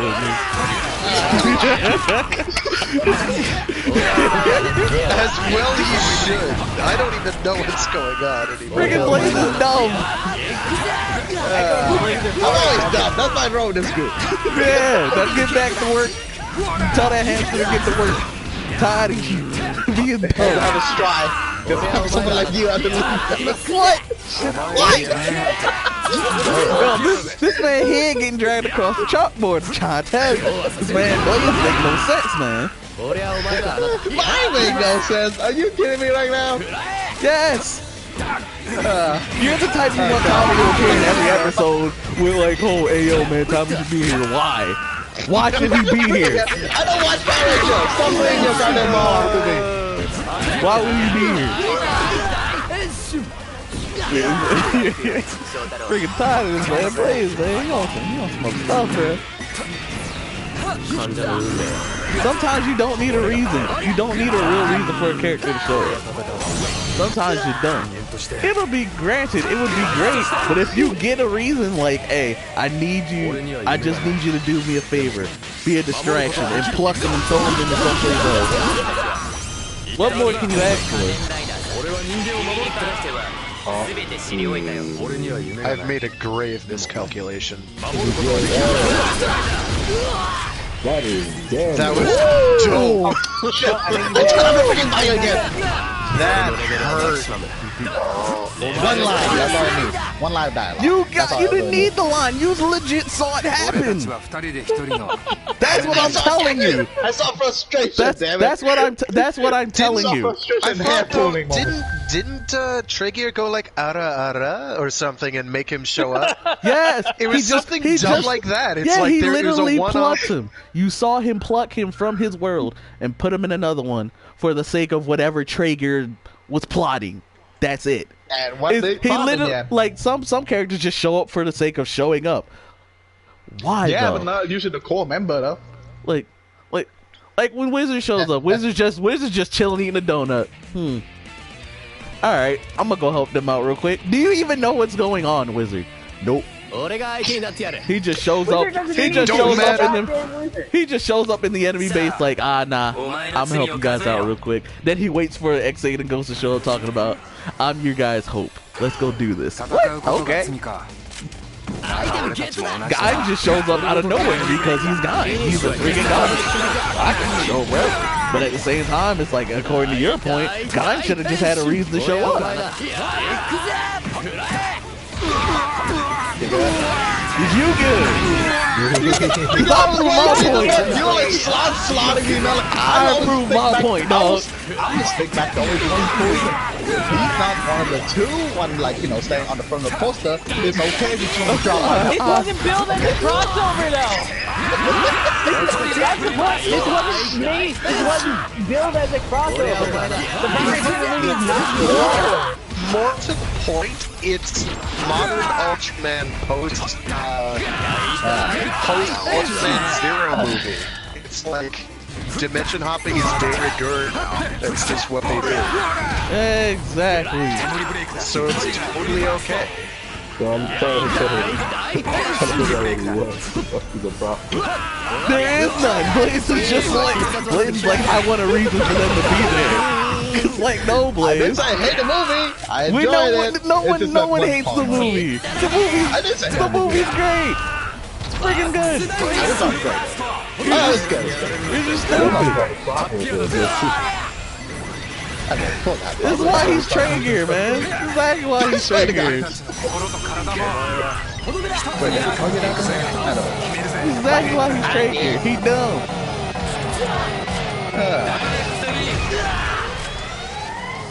But anyway. Blaze is dumb. As a matter of fact, perfect example of this. Who remembers Subspace Emissary? Who remembers Subspace Emissary? Alright, remember when everybody's fighting Taboo? Remember when everybody's fighting Taboo at the end of the game? Sonic shows up out of nowhere. Out of nowhere. Hey all you Nintendo guys, how are you? And he saves the goddamn day. I would have been fine, that's how it happened. Right? But less. So you're okay with G showing up, kicking Traeger in the mouth, talking about, hey guys, I'm here to help. Well, not beat him instantly, but if he just showed up randomly like that, I'd be more fine, I admit. Entirely. Yeah, so if he just showed up randomly, no explanation. I would rather no explanation than the bad one. Is that so wrong? Alright, hold on. Who man's is this? Who man's is this? We done derailed the whole decent topic for me to yell at you about how dumb you are right now. Yeah, no, I'm with Echo on this one. I believe that is moving the goalposts. Jesus, please. That's not just moving the goalposts, that's fucking teleporting it to a different planet. So you're okay if G shows up helping Rue fight Traeger or whatever kaiju they have to fight, they're getting beat up. G comes in, and matter of fact, he shows up with Zero for no reason at all. Slap the fuck out of Traeger. Traeger's on the ground like, who the fuck hit me? And they're just looking at Rube like, yo, we're here to help. Not You're in that okay with particular that order, but... Wait, what? Wait, what are you saying? Beyblade. Oh, my goddamn. I didn't notice that. Alright, since we're gonna be on this topic for a little bit, who can think of another stupid example of something like that? Who? Somebody please help me prove to this man. That's all I got. Help me prove to this man. Shio, Kazan, Clank, Frag. Mebius has the exact opposite, where the team-ups are very meaningful and part of the character's development. Is there even a thing like that? I'll be honest. In Mebius? Yeah, it was like every single time a Showa era Ultra showed up in Mebius, it was like, oh, there's a lesson to be learned here.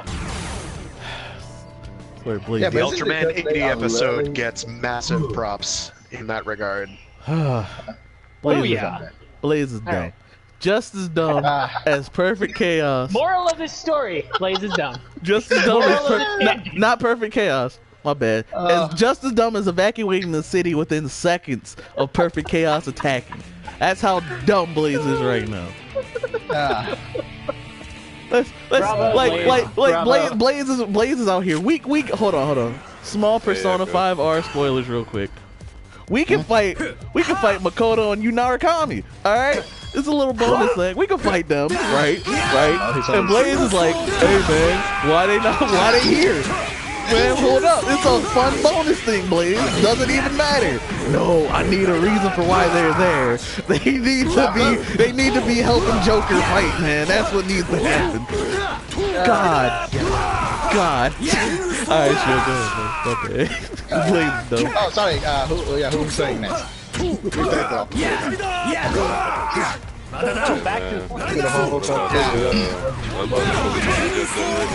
Oh my god!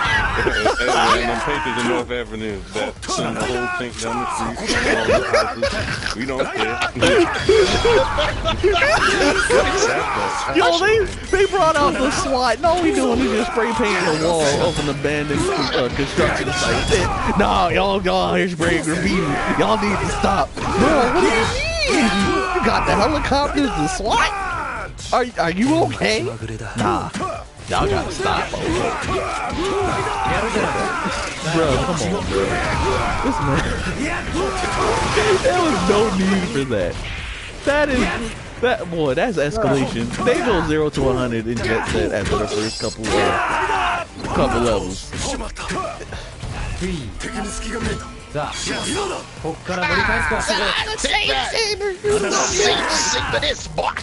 My grandma said, you trying to sing with me, I gonna be upset. It ain't happening.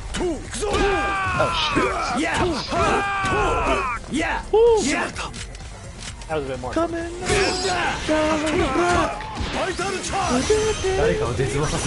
I'm about to miss. I did. Clank got my back. Let's go. It hit him, yeah. What happened to my kick? Okay. I did. I so did. Okay, alright. So I am gonna have to ask that's for a rematch on that because I hit back triangle like a freaking idiot. now that that's out of the way. Yes. What was our original discussion? Collateral damage? Well, Are you going okay. back to that? Yeah, we're going. We went on a whole couple tangents. I don't even remember our actual I don't point. remember. Okay, went okay. What's the original point? Oh, right. Toxic fandoms must die. There we go. I think There we that's go. what it was. That moral of the story: toxic fandoms must die. Gatekeepers must die. Be kind to everybody. Let everyone Surf enjoy Nazis what they want. especially must die. And if you're a part of Shocker, go kill yourself. No, excuse me. Some of those people have no choice. I'm talking about the heads of Shocker, not the troopers. I'm not done. They're just whatever they are. I'm not They're talking. villainous pricks, but Yeah, they are. those guys They're gotta go. manipulative, they're rude, they're crass individuals. The ones in Stronger, though, they're classic individuals. So, Okay. Alright, so, moral of the story is, whether something's niche or popular, it don't matter in the long run. It's just, this fandom gotta realize, you gotta roll with the punches at this point. Just don't be a prick. don't be a prick when you revoke all rights to have intelligent discussions with people. Oh no, if you're a prick, I'm gonna yell at you. No holds barred, it don't matter.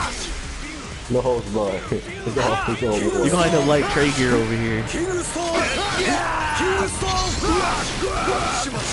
What's with the bees? Get shot. But Geostorm! But yeah. I like this corner. That corner likes you. No, thank you. Oh, that was bad. Oh, no, it worked out perfect. I am deceased. But alright. That's out of the way. I have no idea what else we're gonna do. Blaze made me just go off and forget every point I was gonna make. That was fun. Shut your goddamn mouth, please. I'm totally spent. Thank you, man. Thank you for that. Oh my god. No type of help. That's like every now we're gonna talk about it. Like every cameo in a Sentai modern Sentai movie. I thought you said you spent, right? Nah, dog. You gonna do this again because I got nothing else to talk about. I'm dead. I know I'm dead. Like in the Shinkenger Ghost Ager movie, the Go Kaiju just appear out of nowhere. Because they were trying to back to the past. They're trying to what? They're trying back to the past. Isn't it in one of the episodes? No! They're Yeah. just there! No. You started talking about when Go Kaiju for some reason back in the... They even though they should not appear yet, right? They showed up in the They were helping out Shinkenger with the Ghost Time Ager Rangers movie. episode. No, they showed up just to show They were up. helping out with the Time Ranger episode. Bruh, All no. promo. No, it's all promo, please. They just showed up to show up. Like when the Kyo, You gotta the introduce the Kyoryu's- newbies to Yeah. everyone eventually. Blaze, are you okay? Are you... like in the Gavin versus Go Kaiju movie, the Go Busters just show up, bruh. And okay, that yeah, was that's a when I very got it. badass Yeah, I scene, got by it. the way, when Red Buster just hopped off the that's- bike and walked toward Joe, that's- ready to fight, bruh. It's just promo, please. Sometimes crossovers just happen for the sake of happening. They just do. Now, Yes. let's get to a topic that we talked about before we started the stream real quick. DC's Justice League whole animated universe. The one time I actually liked DC. Yes. And then they ruined it. Let's discuss. Let's discuss, cause we ain't got nothing else to talk about. Let's do it. Well, no, So how in your view did they ruin it? Yeah. Well, they didn't ruin it. I say they stopped. I would say they just ruined their whole DC brand. That's what I would say they ruined. But how? How would you say that? They made their characters gods, and it's not interesting. I can totally agree with that. I can agree up to a point, but you can still have interesting stories, and there have been interesting stories with these characters. One of the best lines Superman said in Justice League a lot Unlimited of them show. haven't been for like oh no, decades, they haven't. so. Like, honestly, the animated universe, that whole little series there, Batman the animated series, Superman, Justice League, those are all great. Although I will admit, I fell off when they went unlimited because they just introduced like all these characters. I guess it makes sense when you think of it like that. But in terms of like you said, where they made everyone gods, there's a line that Superman said, and this is, to me, this is one of the things that they need to bring up more in terms of Superman's story. Where it's like, he's fighting Darkseid, and he says something along the lines of, he can rarely cut loose because he's afraid of actually hurting somebody. Yeah. The world is like cardboard, and if he goes over the line, they're dead. So something like that. And that line to me was like, dang, yo, I really kind of feel for Superman right here, and I don't like Superman at all. So, like, dude said I could finally cut loose. Good fight. That's the line that stood out.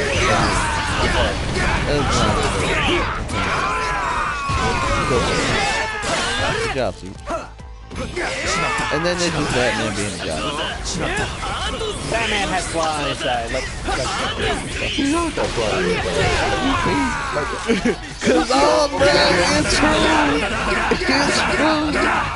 Okay, the one time I actually liked Batman was the anime series, and he was actually being a detective. He was actually, a person. One of the best Batman movies of all time is Mask of the Phantasm. If you haven't seen it, I recommend it. He is so right, it hurts. It is one of these. Either true, it's too great for our worlds and pitiful mortal minds to handle. I think the main problem is that they have to make Batman work in the same world as Supes. That's one of the points that Supes was making, which is why I love that line so much. Well, a lot of the thing in a lot of these scenarios where Batman has to come out on top, it's largely because Superman has to give him a gimmick, and there's usually, that's the reason it's compelling, is it's like, okay, why is Superman literally handing this to Batman? Exactly. And sometimes the reason for that is much more interesting than the actual fight or whatever. Yeah.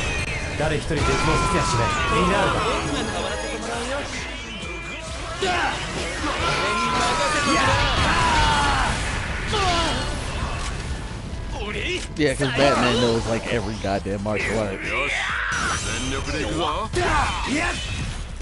if you watch Batman v Superman, I'm gonna take it there real quick. Martha. There's sometimes a reason There's sometimes a reason why Soup doesn't. Like, if there's a reason, Soup's not gonna go all out. Oh, that didn't hit me. It's essentially that. You can make it interesting, like, they just still... DC's animated stuff is pretty good, but it's like, bro, why do y'all... Mostly I'm just mad at what they've done to Lobo more than anything. Oh god, is Lobo a meme again? Now, define the term meme. Deadpool. I I don't know what they've done in the latest rejiggering of the universe, but last time they made him a scrawny, for lack of a better term, soy boy, who was had all the contractual immortality of the previous Lobo and none of the charm. Ew. It was pretty bad.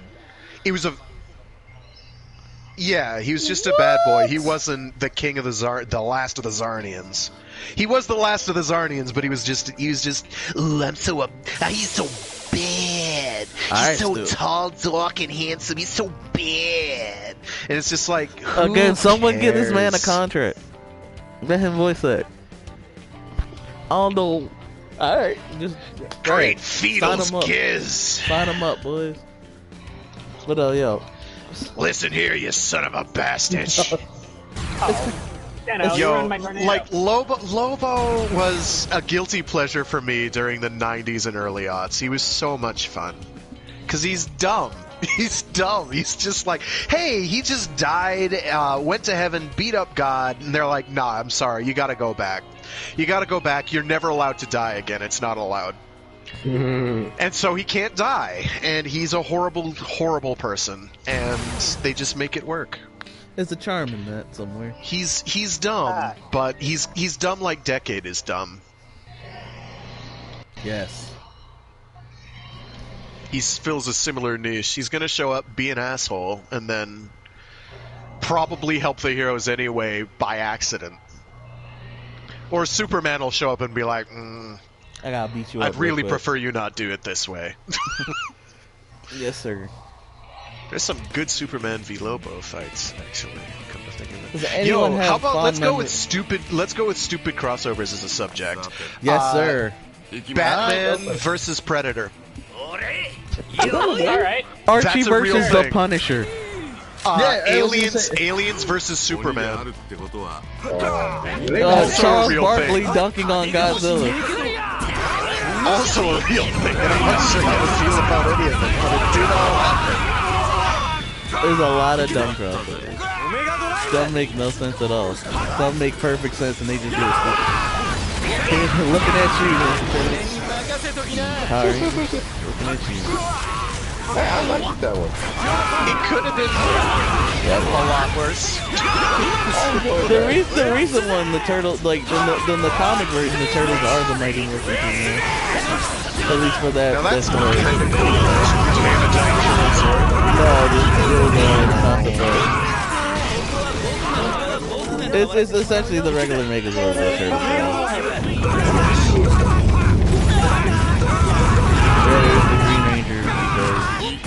We gotta keep redoing. We gotta keep redoing the Green with You Are. Is he really? Yeah, Shredder. It's That's just a real thing. It's the Shredder outfit with Green Ranger code. That is so funny. I like that. I like that. That tickles me back.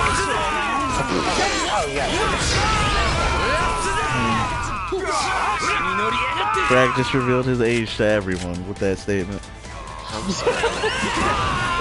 I don't necessarily want to be the old guy. I'll be the old curmudgeon if I have to. Better than doing trade gear. And it's you, Blaze. Yeah. So listen, I know you're here. That's why I'm bringing you up in the conversation.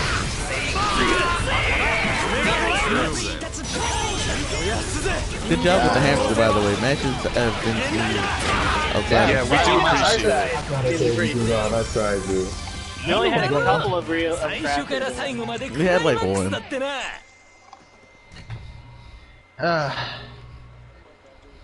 Yes, please. So, Ayo Shio, bro, what's going on in your neck of the woods, bro?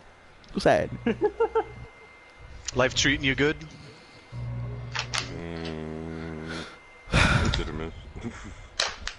I hear that. It is what it is. Whew. Anybody got a fond memory of the JLA? Or the DC animated universe, I want to say. The old ones, not the newer movies. Oh, I mean, the one where you just talk about, right? The one where you have like freaking Superman punched off side. Yeah. Okay, yeah, I love that one. There's something I can watch back then. So I enjoyed it. Like basically all the static shots, all the static shots. Yeah, superhero static shot, my boy. Yo, when he teamed up with Shaq, Justice League, I remember watching the that like origin movie they made. That was a good one. does anybody remember when Shaq teamed up with Big Shaq and Lil Romeo? Oh my god. Sorry, Kazan. It all happened. In terms of stupid crossovers, in terms of stupid crossovers, I almost forgot that Lilo and Stitch had something. Oh yeah. Lilo and Stitch, the animated series. There was Kim Possible, American Dragon, the kids from Recess, and the Proud Family. I didn't know that one. I remember all those except the kids. No, those were actually real. And the funniest part about it is the animation styles for every team crossover never change.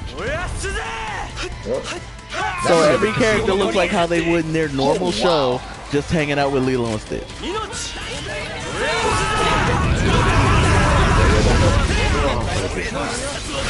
Oh, it is. Take it or leave it, it's kind of weird.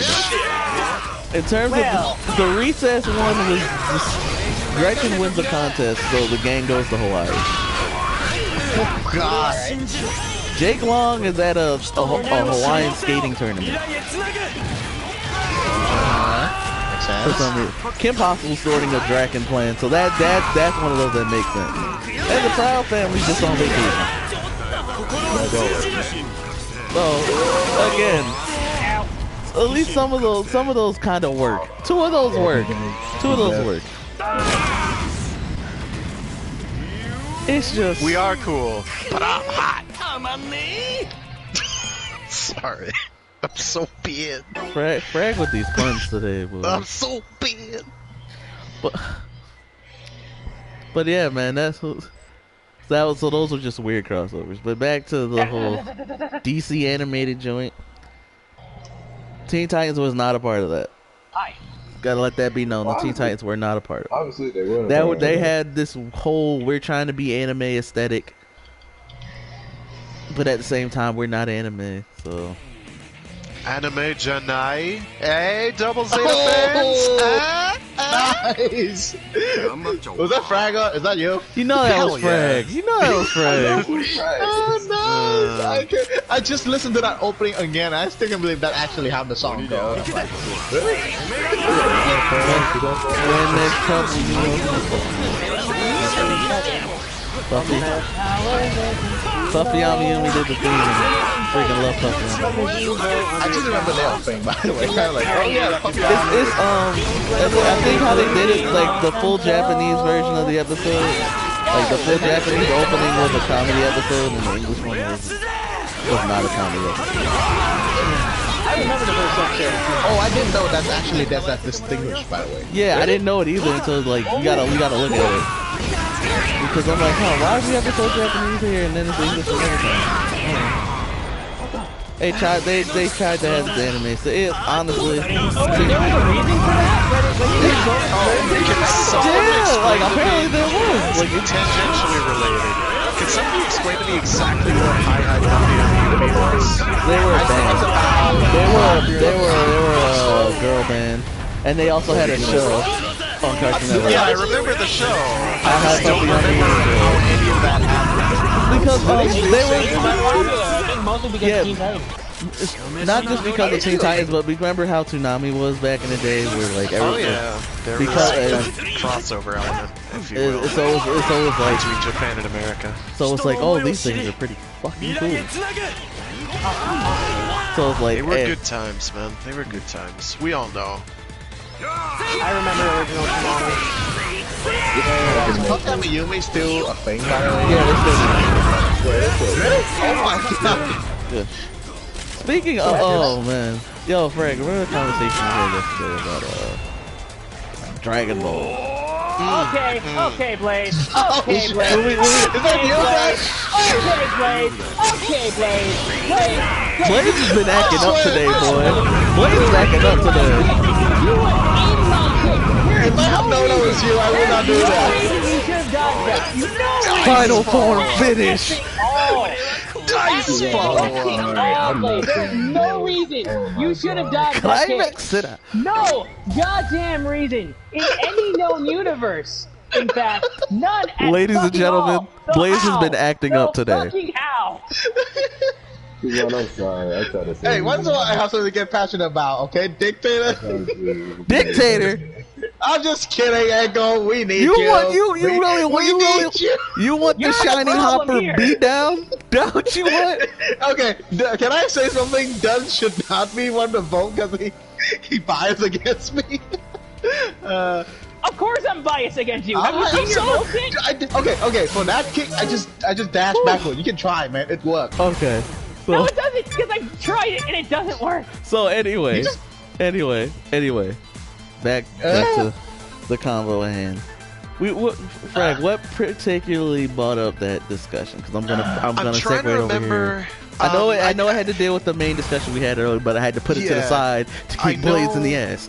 But anyway. I know what we segued into from it. I'm trying to remember how we segued into it initially yesterday, but it was all tied into the idea of fandoms, basically getting fandoms, and how Dragon Ball Z was ultimately very much integral to getting anime noticed in the West, particularly the United States. Oh yeah, now I remember. In the late '90s, early aughts, it was kind of the Dragon Ball thing. and Pokemon was Well, more I mean, yeah, we have like a bunch of Pokemon old is part of anime. it. Pokemon's part of it, but it's it's kind of like bringing anime to the mainstream, because before then you had to be an enthusiast. Yeah, you there had it to have is. seen That's you what had it to have was. seen some US manga core shit like MD Geist, Genocyber, or Ninja Scroll, or Cyber Really? City 08008. Yeah, you had to see a bunch we're of like, anime. oh man, look at all this stuff. Or Robotech, for instance. Robotech was like, I know another part of our conversation yesterday that kind of, I guess, went under the wayside, but I think is important to touch on, is how these fan bases come in waves. So the big starting wave is in like the 80s, when you wind up having stuff like your Robotechs. You have a few other Your things that Gotcha come Man. out around. Gotcha Man and a few others. Yeah, again. And then the 90s happens, and Dragon Ball Z hits. Then the aughts happen, and you've got your The big three. you've got your big three. And real quick, see now I remember our conversation. There has not been another big three, nor will there be another big three, for the simple fact that outside of Dragon Ball, and honestly, it was really only Dragon Ball. It was a small push for anime, but nothing really peaked like Dragon Ball outside of Pokemon. But to be fair, Pokemon, nobody really treated it like that. It was just It was more like a cartoon. Yeah, because there was a merchandising tie-in. Yeah, so it was treated like a normal cartoon. But in terms of Dragon Ball was the one that was there. Like when kids got home from school, they turned on the TV after they finished their homework. Tsunami was on. Dragon Ball. You see Goku fighting Frieza on Namek for like 30 episodes. You see the Saiyan saga over and over again, and you just watch those awesome fights, and you'd be like, yo, great. But then you have, when Dragon Ball ended, you had GT. No one really cared for GT. It was interesting stuff in GT, but GT wasn't. GT didn't It's hit. divisive. GT did not hit. I find that there are good reasons to like GT. I did not like it when it aired, but when a couple of years ago, a person I was courting at the time, I lost a bet, and they were like, "We're gonna watch GT together." I actually wound up enjoying it a lot because certainly the first half was a lot of fun. Because the first half was more like Dragon Ball, but like I couldn't enjoy it because of the whole. Yeah, like if you take it in context with, oh, here's these characters that have been staples of the series, and they're just kind of doing them dirty. We're making Trunks dress up, in ladies' outfits. Trunks it hurts. It hurts. And it's not even like Trunks wasn't even acting like kind of like I get Trunks was supposed to mature and all, but there should still be elements of Kid Trunks in there, but it wasn't there. He was just Future Trunks light, and it wasn't good. I definitely agree with that argument. That was pretty maddening if you were a Trunks fan. And then Goten just gets thrown to the wayside. There was no Gotenks at all in GT, which was a very big missed opportunity. Yeah, he shows up like just to be like, oh hi mom, then he's gone again. You never see him. He's just courting this one girl. He's trying to get this one girl the whole time. I'm just like, okay. Gohan's just like, nah, he's chilling with his wife, being a scholar. And on the other hand, it's like, oh, okay, this is a possible future for these characters. It's an interesting, and then Vegeta has a mustache, and that's its own scenario. Yeah. Love or hate it. Vegeta cut his hair. Yeah, it's divisive. It's divisive. But anyway, that's besides. Like, as we go on with the point. As we go on with the point, it was more like once the whole Dragon Ball thing was pretty much finished, you get like a couple games, a couple movies here and there, but nothing filled that void until One Piece, Bleach, and Naruto came out. One Piece had the 4 Kids dub. Yeah, that's that what I was was gonna say. One Piece really didn't fit here in the West for that. There was like, you gotta actually enjoy One Piece and the manga to like really just go through it, because One Piece, it has decent ideas, but boy, it's a chore to go through, especially in terms of anime, because they drag on, and they will drag on, and they will drag on. And they will drag on, but that's besides the point. And then you have Naruto, and like, I know when I first watched Naruto, I thought of it like, oh, this is another rip-off Dragon Ball anime? Alright, I'll watch it. Naruto was his own thing, and I'm glad I stuck through it. Naruto was his own beast. And out of all the big 3, I will say Naruto had the impact closest to Dragon Ball. Closest to Dragon Ball. I can agree with that.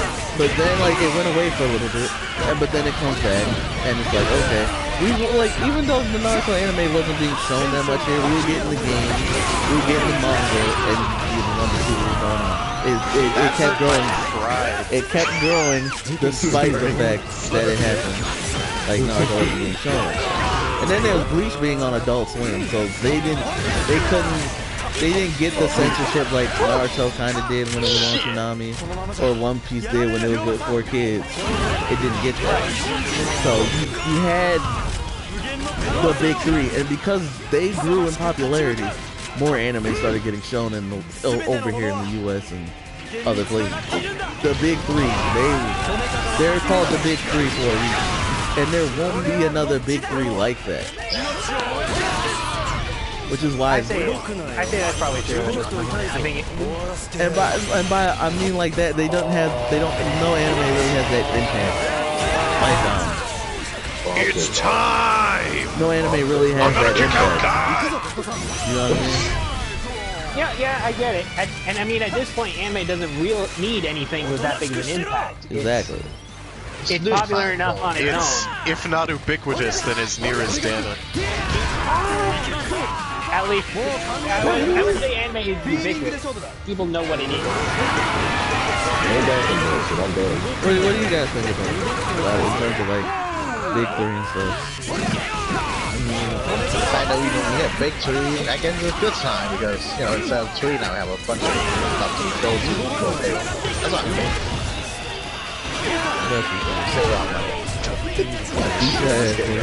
I'm just kidding. I'm just fan anyway, man. I cannot go through that anymore. Oh god, that's like my one-time bust. I'm good. He'll have another one later on. But oh, come on, don't do this to me, man. But yeah, like I said, you were about to say something. Following now. For me personally, it's the anime right now is like cryptocurrency. It's just highs and lows.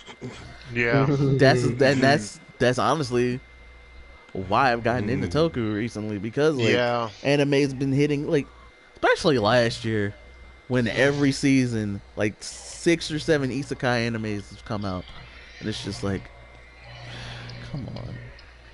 And everyone wants to have their anime hit that Naruto style impact. They want to have something like Naruto. They want to have something like One Piece or something like Dragon Ball. But you can't do that. They came out at the right time. When anime wasn't already popular. Yeah, and like the big three came out at the time when the juggernaut known as Dragon Ball was literally like it was taking a nap per se, because then Super came back, you know. So that's what a lot of people in DB fandom call the Dragon Ball Renaissance. But I will say My Hero came out at a decent time too in terms of anime, because Naruto was pretty much Naruto is pretty much. And to be fair, it also has a pretty good subject matter, especially for now, because it's a superhero thing, and superheroes are fading away. Yeah. Thank you, Marvel. But in terms of like popularity, yeah, they're pushed it big.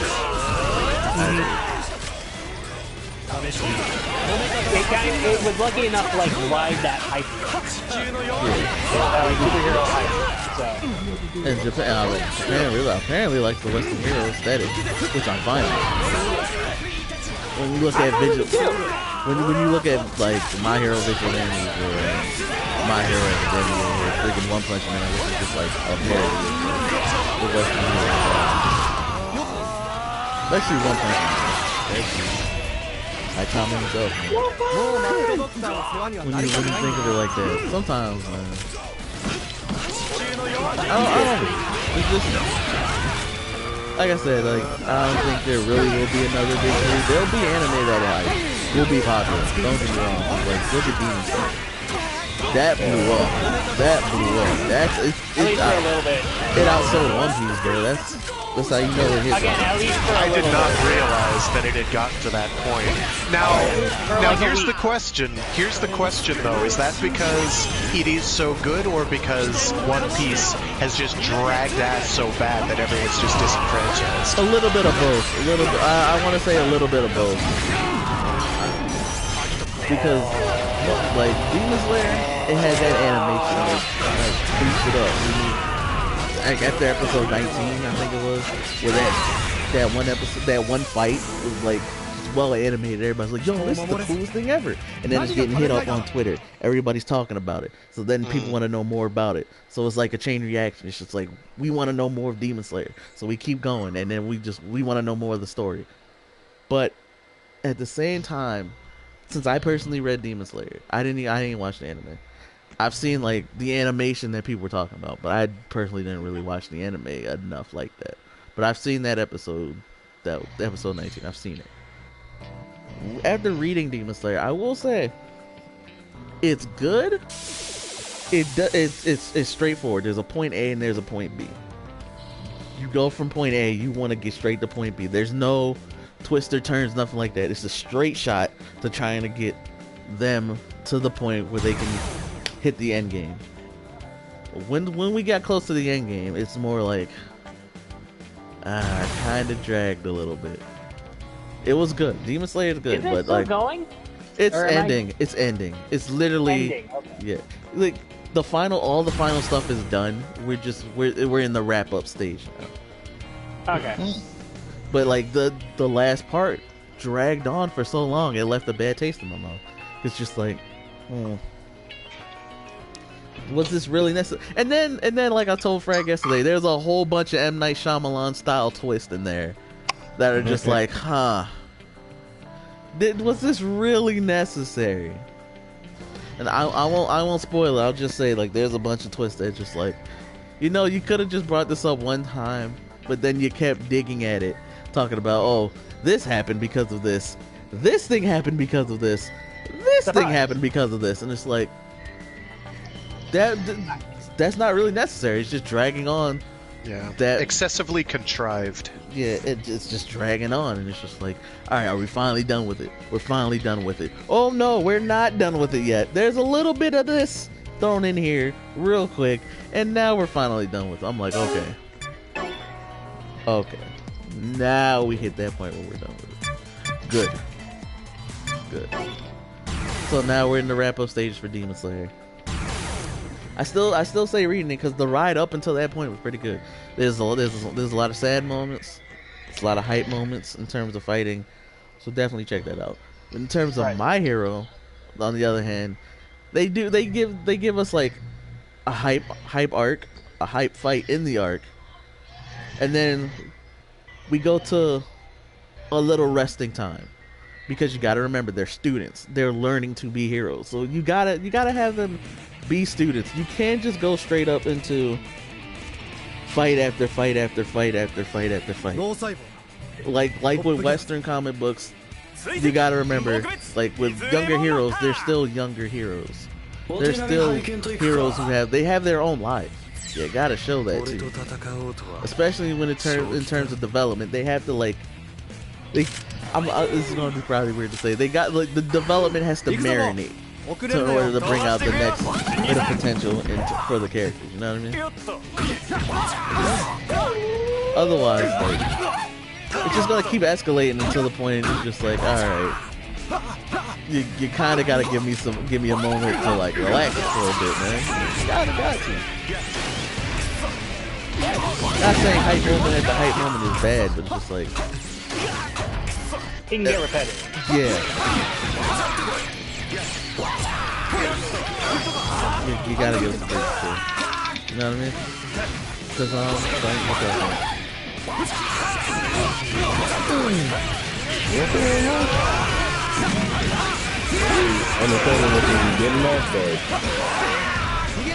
I mean, to be honest, there's gonna be like some hype over that here.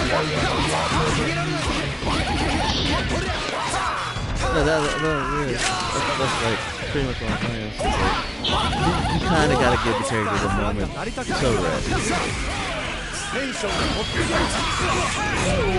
That's like some does me. Yeah. What about you? What do you think?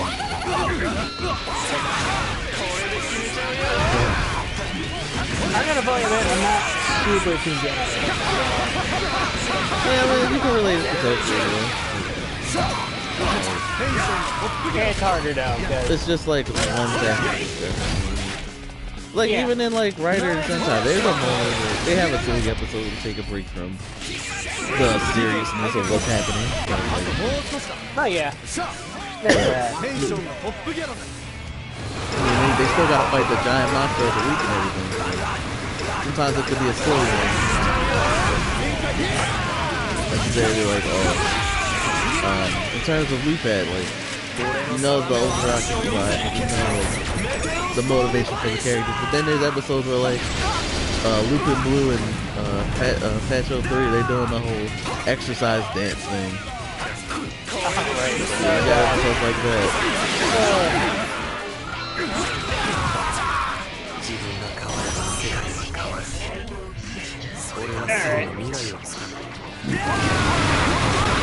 Dang. You got pushed back so I could get hit into it. But rematch. We had the team up, Echo. We had the team up. I was not paying attention to Kabuto. We just gotta make it work. Yeah, I wasn't really focused. I was trying to make my point. And it was a good point.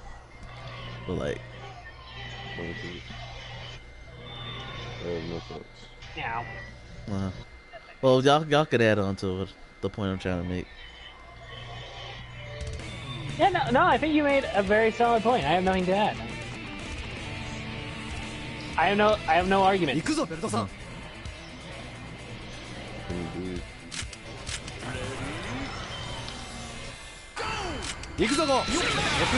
good, Echo. You did good. No, I know that saved me.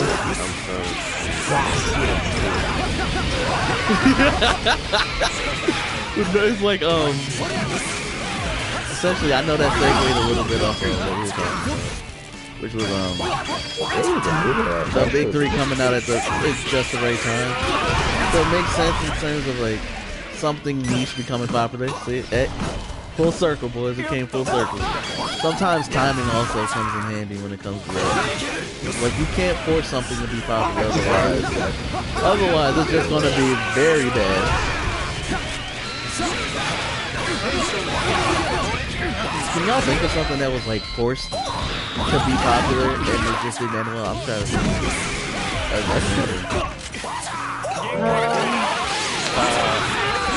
Means like something that like was focused that tried to achieve popularity. Yeah. I suppose that kind of falls anything that does do that whole dark for darkness kind of falls into that category where it's trying to be edgy and get views and whatnot. Because at the time, being dark was pretty popular. VR Troopers is an amalgamation of, I don't know what they were trying to do with that.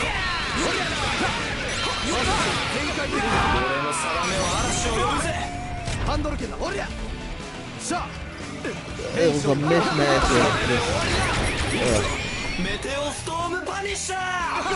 Oh, now I can think of one actually. Remember when the Ninja Turtles and Sonic exploded in popularity, and we got all those type of like those clones of everything. Animals with attitude. I know exactly what you mean.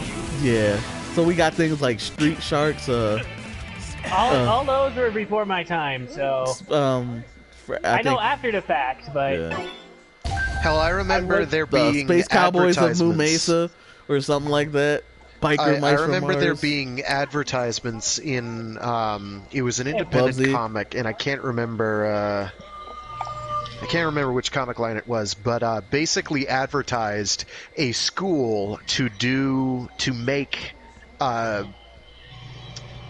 Teenage Mutant Ninja Turtles style comics. This was back in like the late 80s, early 90s. It was pretty. I'll see if I can find it. I've got it hiding around somewhere in like a little sleeve somewhere, because it's so weird, because it's like Teenage Mutant Ninja Turtles became popular overnight, partly because it was interesting and there were some good stories and characters there, partly because it was proof positive that you could in fact be an independent comic book publisher or group of publishers, writers, artists, who could make it big without actually being a part of Marvel or DC. Right. Which was crazy. So that was a big part of their popularity as well. How did you dodge that? I'm really upset. Remember when Scooby-Doo blew up as well? We had like all those kids solving going through adventures with whatever thing they had, like either Jabba Joe with the talking shark or Speed The Buggy. creators of Scooby-Doo tried to copy their own formula multiple times. Yeah, that's what I mean. Like there was a bunch of like copycats. They tried to rip themselves off. They call those spin-offs. They call those spin-offs. Alright, fine. I don't know if those were Scooby-Doo spin-offs, but Scrappy-Doo is a spin-off. Scrappy-Doo is a spin-off. But this, I'm you've got to talking about understand the things time like period as well, Jabba where Joe and Hanna-Barbera were like absolute top of the fucking totem pole. Right. They owned their niche. And they lived in it, and that meant coming up with a lot of derivative garbage. we had Speed Buggy, Josie and the Pussycat. Yeah. Things that aren't bad, by the way. I'm not saying these are bad. Josie and the Pussycat. Again, most of those were before my time. Yeah, what I'm saying is, Echo unfortunately reveals his age of knowing things that are like super. I'm sorry, like, yo, okay. So for Yogi me, Bear and all them. That was a formula. There's an episode of Johnny Quest in which there is this spherical, like thin, single-lined spider robot. I got Speed Beast, bro. And that episode, as a child, scared the absolute pants out of me. Because this thing, like, it's this ball with this big red eye on the front. It sprouts these thin legs. It starts prancing around on a friggin' beach and just starts laser beaming everyone to death. It's incredible. It's like, and it just really messed me up as a kid. We'll say that. I don't know why, but it did. It did. I could also share how I got into giant robots, but I said that's kind of what they're doing with the current Gundam anime right now. Really? Yeah, there's just those little that robot you just mentioned, except they started off like that, and then they started transforming into Gundams and shooting basically little villages full of furs. And wow, jeez, what's the name of this Gundam? Hold up, is this is this in what is it? Re-Rise? Is that the current Gunpla series, or is that the last one? Build Drivers. Yeah, it was Build Drivers and it went Build Drivers, okay. I am not current on those. I am not current on those. Furry villages, that's bonkers. Wow. I kind of like... Now I'm intrigued. He said, I gotta see this. Raised to the ground?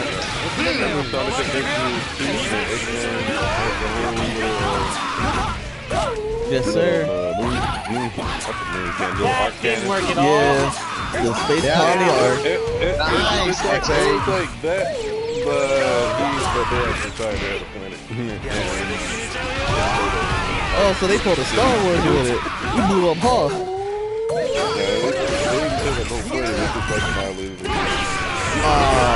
Alternatively, that's also a recurring Gundam theme, is somebody develops a super weapon that's really bad news, and someone has to deal with it, usually because it alters the balance of power in an unfavorable way. Yes, sir. The thing about it, though, is a common.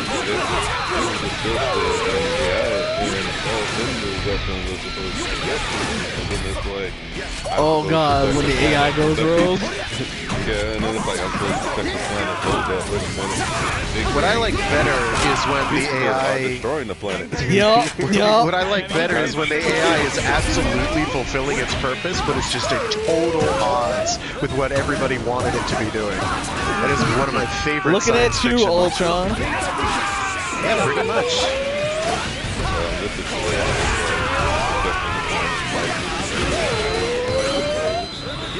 Pretty much.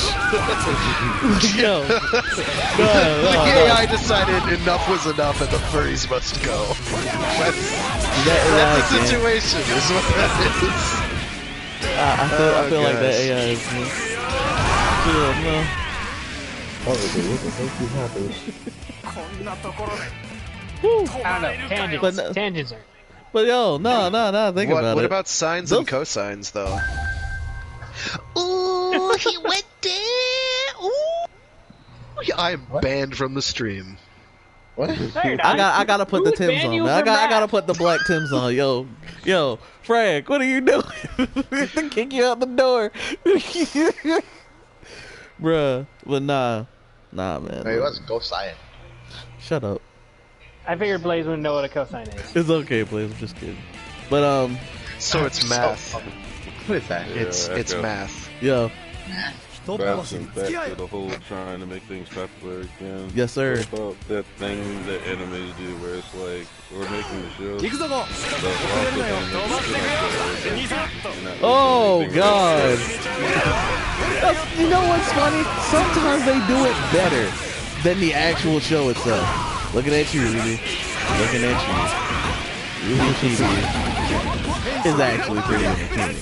Ruby, on the other hand, not so much. Demon Slayer also has a chibi thing. I was chibi on the same with My Hero. It's just like, I understand it, but like, oh god, Black Clover does. The Naruto did too, but it was like a Rock Lee spin-off. And then they had one for Sasuke. Then there was Gundam-san. Gundam SD. Oh god, yeah, remember SD Combinator? Yeah. Those are, oh my god, that is hilarious. Yeah, those are hilarious. Black RX, there's this episode where Black RX is like trying to build up the courage to ask a girl out. And I forget who the girl is, it doesn't matter. And V3 just... V3 said, nah, he's like, nah. yo, let me show you how it's done, dude. And he just like,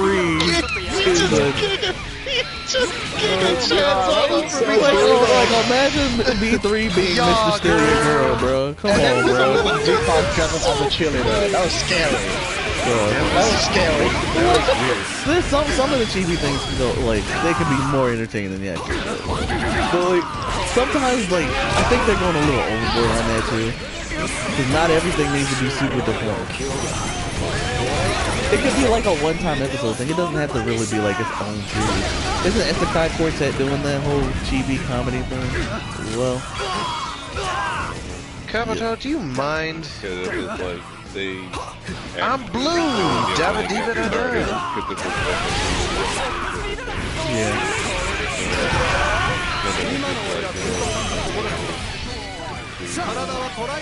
Kind of that. I mean, I bet you people like it.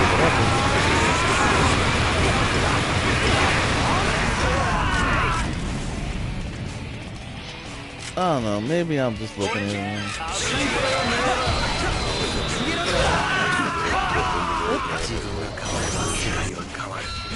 I hope Boruto doesn't do the same thing. I really do. Hang on, Frag.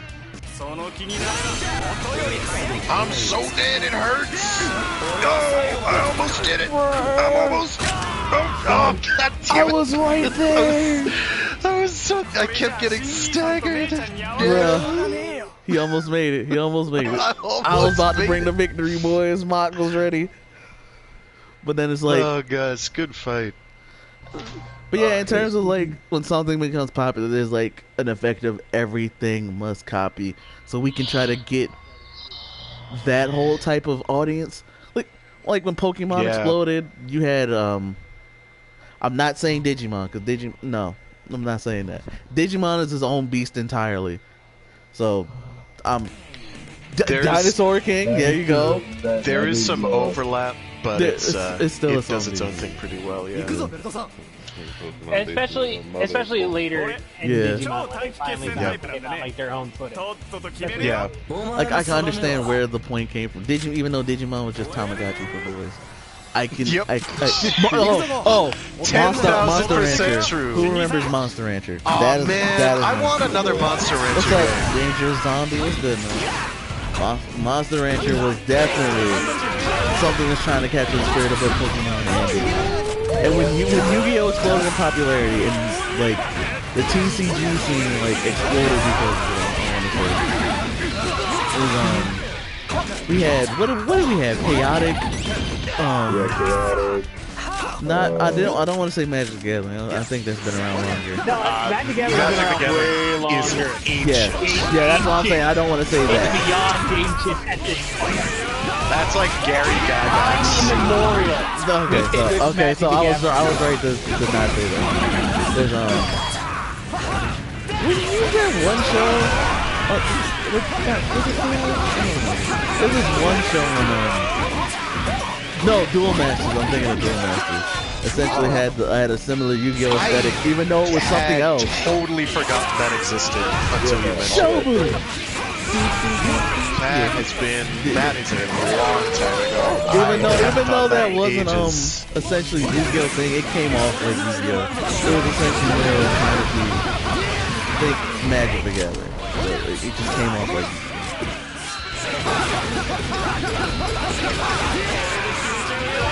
there's like a bunch of things that just they want to capture the magic of what was.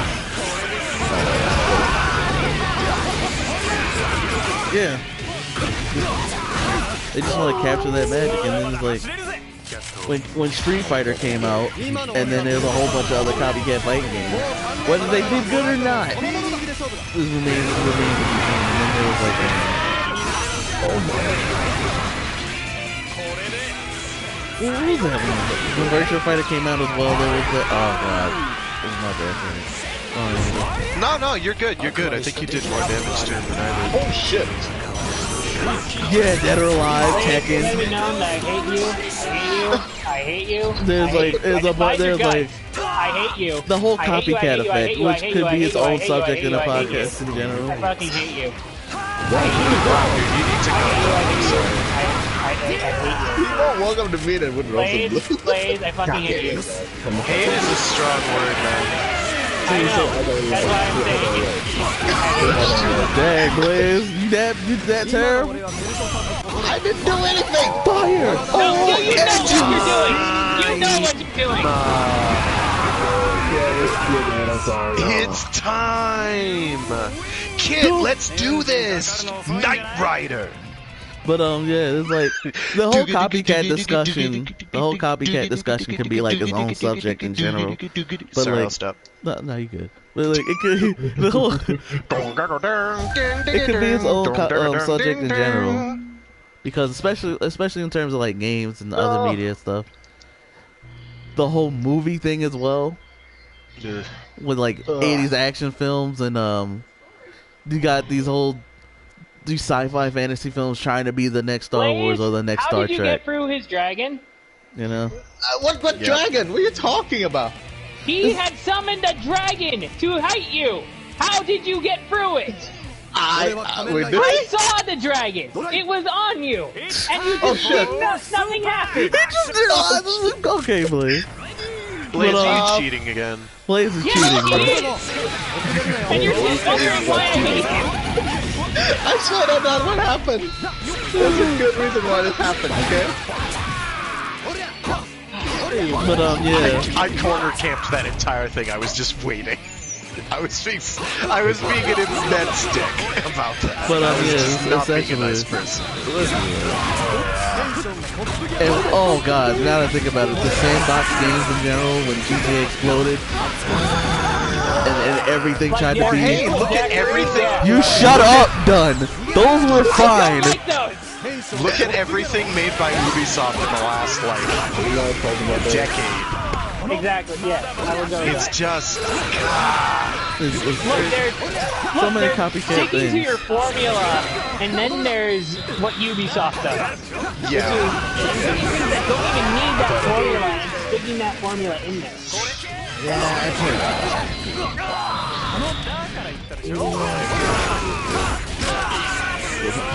heard Wait, what? Oh, that's a sequel though. That's different. Well, not necessarily sequels, but like games that want to like copy another game's formula because it was popular, and it's like okay, but it doesn't succeed. You know what I'm saying? Like when Banjo-Kazooie came out, and then we had other collectathon games. Looking at you, Jack and Daxter. To be fair, we had collectathon games before that, but we'll not get into that one. Look. I'm just thinking examples, man. I'm picking examples. You know, like once things become popular.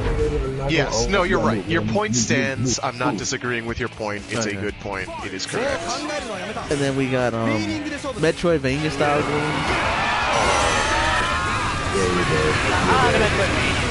No, I love me a good Metroidvania I'm style a fan. game. I have a friend who just cannot stand them, but Goodness! that was the combo. Shinosuke, can you hold him? I got it. Go. I got you.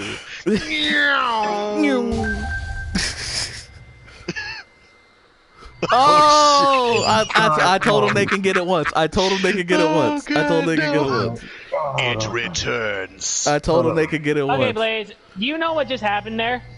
So, No. Kazong said it. Doesn't just extend to you. Kazong said right? it. So that's his. That's yours, Kazong. So not Clank. Everybody gets one. So Clank says it. I'm killing him. I know, I said, I begged. That's wild. Because it was already said once. You lost your time. You wanted to save it, and then Kazan took it. But yeah. What was a real popular game that came out and somebody tried to take the formula for it and it just didn't work. And I don't want to talk about licensed games. Oh wait, no, that one does work though. Resident Evil and Silent Hill. Oh, Filling yeah. a similar niche. Admittedly, Silent Hill does its thing pretty well, although 2 is definitely better than 1. Then we remember that That's an surge in opinion. popularty for dungeon crawlers. Yeah. To be fair, they've differentiated themselves quite a bit. Oh my gosh, Yeah. they're so different. They're they're very different animals. Yeah, it's like comparing Pokemon and Digimon. It's like similarities there, but it's its own different beast. Yeah. Oh god, yeah. TF2 being a team shooter, and then Overwatch, and then you had Gotham City Imposters. I don't know if it's like TF2. I love Gotham City Imposters. That fucking game. That game is fucking amazing. There's also games that get lumped into a certain group that don't necessarily belong there, like Lawbreakers. I don't know if anybody has played Lawbreakers. I played the beta, yes, I know what you're talking about. Yo, Lawbreakers got billed as, it's just a bad Overwatch. It's like, it's nothing. Same with Paladin. Paladin's got put in the Overwatch category, but surprisingly, like, most people get surprised to figure out Paladin was in development first. Yeah. Yeah. Yeah, it was. They just couldn't, like, I guess they couldn't have as much money. Yeah, they didn't have as much money, so they couldn't. So Blizzard like beat them to the punch. But Hi-Rez did come up with Paladin first. What's another one that's I find really funny is when Overwatch was coming out, there was a game called Battleborn. I love Battleborn, but it was not the same game. It not is at not all, the but same everyone was game. like, oh, it's just exactly the same. And I'm like, dude, it doesn't even resemble. Yeah, they had to play it. They had to play it, but they didn't play it. So they just saw, like, they just saw colorful characters. I have a rebuttal to that, but I'm not gonna do it. They just what they saw was yours is longer. Okay, which one do you mean? What they saw was colorful characters in first person shooting each other. Yeah, exactly. So they immediately thought, oh, this is just another Overwatch. No. Battleborn is more of an MMO when you think about it, because they have more the thing. Of just a straight. I mean, not MMO. My bad. MOBA, yeah. Thank you. I was thinking of MOBA, not MMO. I am so sorry. You're okay. But like, yeah, it was definitely more of a MOBA in comparison, because you had. And it does its thing did its thing. Are there any servers up for that still? The server is still up, but you have to have the game to play it. It sucks, because I did enjoy my time with Battleborn. But I don't think they're going to give it another shot, because Overwatch completely beat it. Yeah. But there was no Blizzard. Blizzard has all the marketing dollars in the universe. They especially now that they're suckling that Activision teat. Yeah. That's another quote for the night, ladies and gentlemen. I'm sorry, we're getting off Blizzard now, because I'll just be angry all night. We're getting quotes like crazy from Fred. Not gonna go through with it. But Dude, you can't just blame a game's failures. Oh god, yo, remember Paragon? I remember Paragon. I remember how Epic dropped that like it was a sack of radioactive sewage. That game out of nowhere. Who actually enjoyed Paragon, though? I didn't play it, so I did not have fun time with Paragon. I did not. When I got into playing it was at a pretty bad state. I did not enjoy my time with Paragon at all. While I was playing it, it made me reinstall Battleborn. So it made me appreciate Smite more. Yeah. I will say this, my time with people in Paragon was pretty positive. People were generally pretty cool most of the time.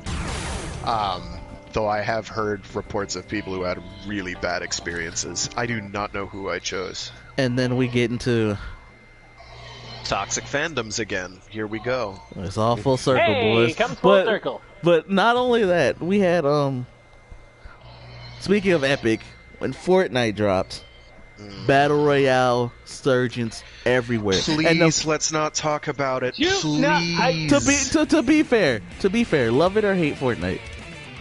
Love it or hate it, it did its job. It did. Fortnite wasn't the first though. It wasn't the first, but it blew it up. There were games before PUBG. Yeah. And it's just like, but they didn't blow up. But PUBG started that wave. Yes, it did. That wave. It did. It did, but started the wave that led to Fortnite, and then Fortnite overtook PUBG. It blew it up. It blew it up, is what I'm saying. Epic when they make their games doesn't help, because they just take all the reviews from that and just dump them. Yes, sir. That Unreal Epic game. Goodness! So not only does it trash because someone caught that word. I'm so sorry, folks. Because I'm on it. But yeah. I could do the pull arm thing too, Kuga. But yeah, I'm sure like your point does stand with that in terms of effort. Definitely stands. And it's just like when things become popular, like battle royales, I think we're like a niche topic, like a niche type of gaming style as well, a niche genre in gaming. And then once Fortnite blew up, like they were everywhere because everyone was like, "Oh, we can make money off of this. We can do a completely shit-tastic Unity asset flip and make a game and make money off it because we're Russians." And it's just like, oh, great, this shit again. Or Chinese. It's not even being. Or just It's not even being racist at this point. It's just yeah. I'm not saying anything.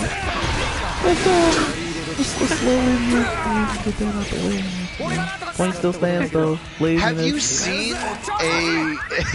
the state of app stores nowadays? Oh god, the app stores are just full of nothing but copycat games. It's made by Chinese people just stealing, and Russian people just stealing. They stealing. But let go. Oh my goodness, what was that? For an app game, it's somebody who's completely trash chatted. What? Wait, what happened? I'm just tired of seeing ads for app games and the person playing is like completely garbage. Oh yeah, and then you look into the game, it's not that game at all. It's just a completely different advertisement to pull people into getting it, and it's just like stop. And there's no curation, there's no responsibility, there's no nothing. It's like spam email. There's an easy solution to prevent spam email from being a problem. You just make email cost money. Spam will disappear overnight. Make it cost a penny per email. Spam, gone. You'll never see it again. If it costs money for these people to upload shit onto the app stores, you'd never see this garbage. It wouldn't happen. There's zero cost for entry. And that's a problem. Then we got the, oh my goodness, the overload of gacha games. And it's like some of them aren't even good.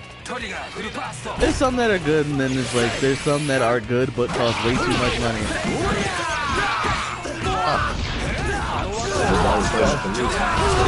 Especially when it comes to anime.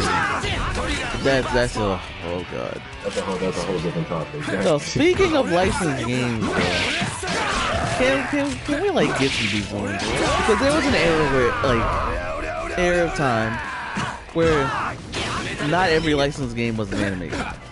There were some based on movies and stuff. Good? Not necessarily. They just did the job. Yeah. But then there was it's just money. Like, there's not money in it. And then there was games like Scott Pilgrim, which did a good job with the license. And games like the Ultimate Ninja series, the Storm series that were good with the license that they had. And then we have the problem. Weren't anime. Oh yeah, but like I'm trying to make it. And then like when Marvel first blew up, when the MCU first started, we had games like Hulk's Destruction or whatever, the Iron Man games, the Captain America games, the Thor games, which were unfortunately under Sega's license because Sega had the license at the time for them. I don't want to get hit by this.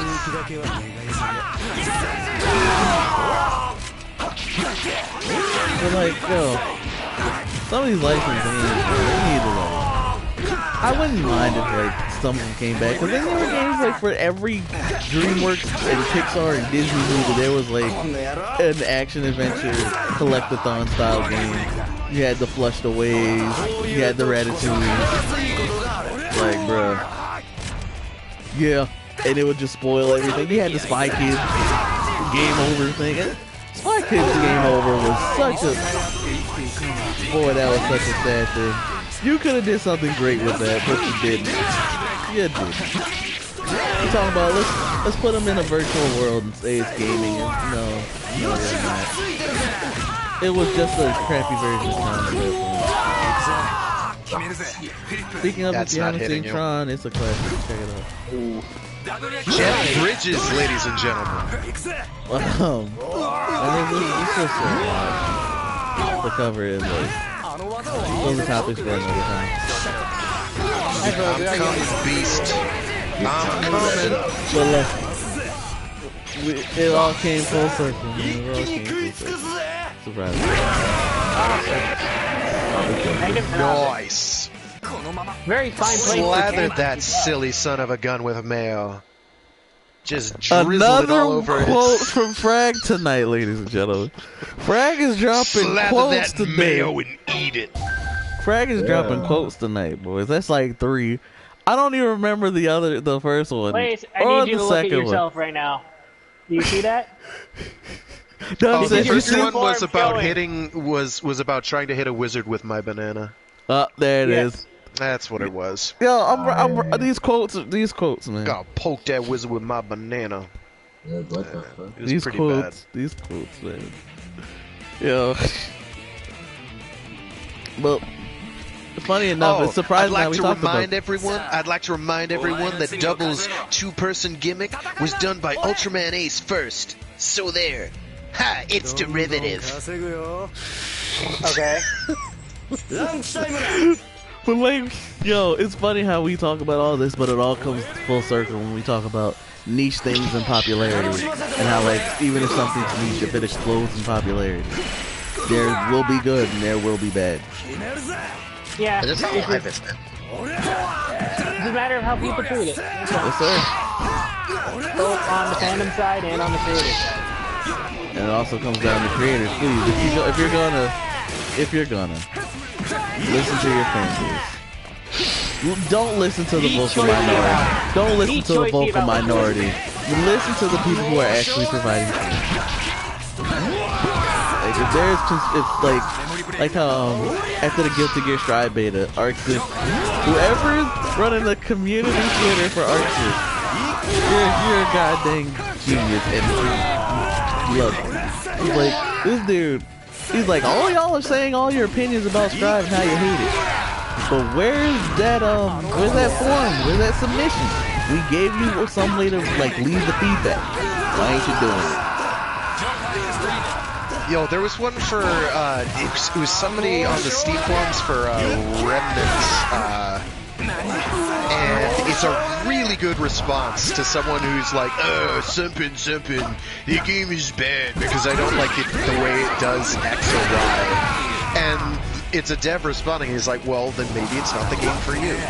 It's okay. Good. These are the things that we wanted to do. If you don't like the way they are, then that's perfectly fine. Was it for Valorant? No, God, we do not talk about Valorant in this house.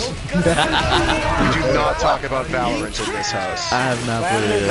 I have not played it. Okay, so this is an issue. I haven't either, and there's a very good reason why. I don't like putting fucking rootkits on my computer. Oh God! Oh yeah, their anti-cheat puts a kernel level 0, which means it has full administrator access control to every single function on your computer at any given time. Yeah, that is, as they say, not fucking okay. No, that is not okay at all. That ain't right. So we do not talk about Valorant in this house. Okay, I see why. All right. I'm just saying, yeah, we see what happens. They got no chance. But then there's, but like, yeah, man, like we were saying, if something becomes popular, it can't be helped that something becomes popular. Yeah. But like, it's Save my life, Beast. It's up for that constructive criticism. It's definitely up to that. What up?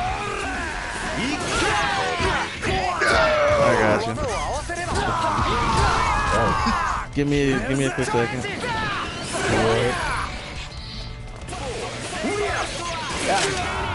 Thank you so much. Oh! Beast, you are love, you are life. I will never say a disrespectful word about your eating habits ever again. Mayonnaise is truly the fruit of life. Okay, so we got some. We got Anthem and Destiny as a good comparison for similar style games. Would hesitate. Boy, Anthem was pure doodle garbage. I would hesitate to compare the two for a number of reasons. But, yes. Anthem actually did wind up getting better like half a year in. As in, it's not total trash, but Destiny, they're not really comparable experiences because Destiny is a poorly balanced PvP game masquerading as a PvE title, whereas Anthem is more like a Warframe knockoff. What's the gun collecting type of game? The gun builders titles. Yeah. Oh yes, looter shooters. Like Borderlands. It's a looter shooter that is more of a looter shooter than Destiny tends to be, but not the same way. So essentially, kind of similar, more similar to Borderlands. It's more similar to, it's more similar to Warfare. Okay. And that's not even a good comparison. It actually does its own thing pretty well. It just isn't.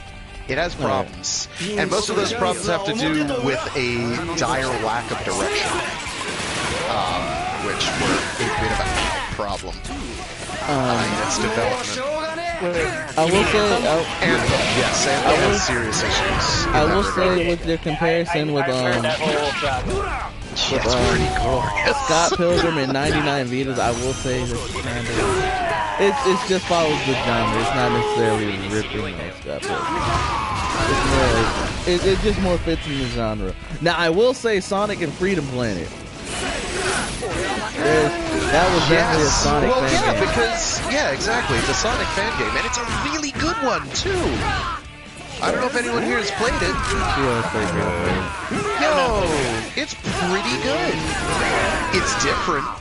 What's the other one? Sparks the Electric Jester is another one that I would put in a similar category. It's a Sonic fan game, but also does its own thing pretty well. You got World and Left 4 Dead in terms of like the zombie apocalypse stuff. The team-based games. Yo, I'm kind of glad that we're done as a society doing zombie movies. I'm really zombie fiction in general had a good run, but it's like it's time to put it down. It has definitely been overkilled.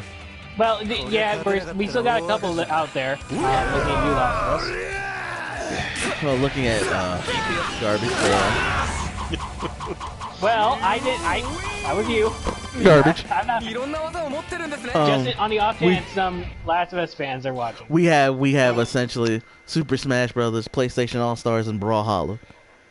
In terms of like, let's take the formula that Smash has given us. I don't know if Smash was the first to ever do it, but it's definitely like if Smash wasn't, it's definitely made it popular.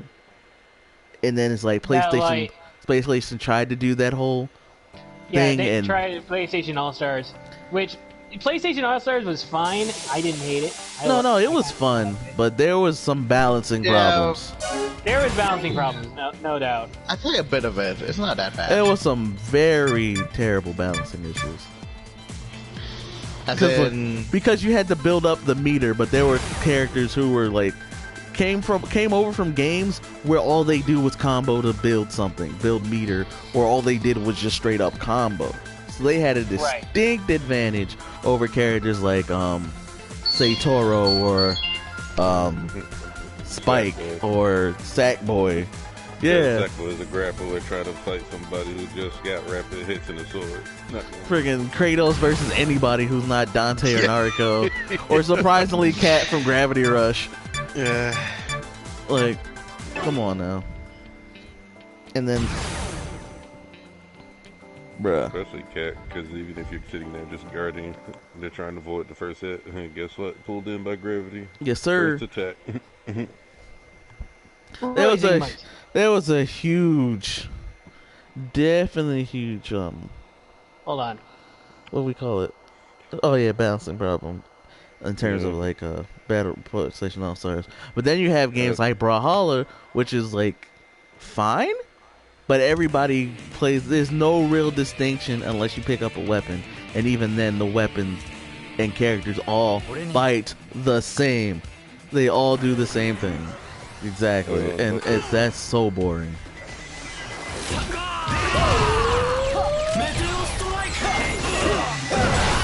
And then we got essentially, I want to say DVD Friday the 13th Identity V, which I think behavior helped on a little bit. I believe behavior helped on Yeah. Remember Death Guard? Oh god, they canceled the fuck out. Yeah, but Dad died. Oh god. It was so mediocre. I'm mostly butthurt about Death Garden because they it was a nice premise. They pulled staff from Warhammer 40k Eternal Crusade to make that game, and they killed it. And it's like, well, you could have spent time making a game that had a population greater than 5. You know that? You could have made a game with a population greater than 5 good or better. But instead you were like, let's take a game that nobody played, nobody had interest in playing, because their niche was already filled. With I just realized that me and Clank are like the dream team right now. I'm playing a character I don't know how to play. Just realized what was going on. I am literally playing a character I don't know how to play. Agito, I have such a hard time doing Agito. I have the health, but you guys are beating the health off of me because of friggin' I'm playing Agito and I can't even. Like, I think what is the genre that Ace DVD what is it, asymmetric? Yeah, I call it asymmetric survival. Yeah, okay. Asymmetric survival horror, multiplayer survival horror or something. And they're fine. One I really enjoyed was a game called The Sea, which was all about it's kind of like Dead by Daylight, except you don't know who the monster is, and everybody looks the same. That game was a lot of fun because it was all about digging with people's heads, and it actually focused on a simple premise and went from there. This is enough of that. You set him up. You set him up. What a dick. We successfully pushed. Blaze had to leave, and we successfully pushed him out of the room. He is gone. Oh no! You just see his name. Mission accomplished. It just happened to be not in our favor. He's coming back though. He's coming back. Surprisingly. Yeah, I just need to punch Frag in the face. Yep, basically. Essentially, this is not looking good. But yeah, when in terms of like DVD versus Friday the 13th and all that, you got that.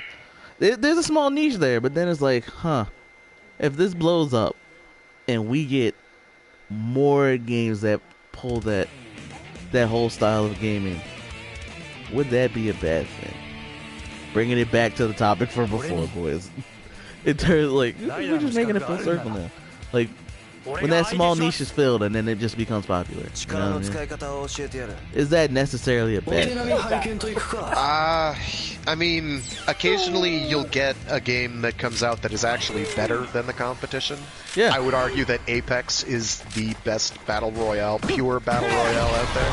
But I'm still largely of the opinion that battle royale should be a game mode within an existing game than an actual. Unless if it's free, I don't mind it. If it's free, I don't. I mean, yeah, okay.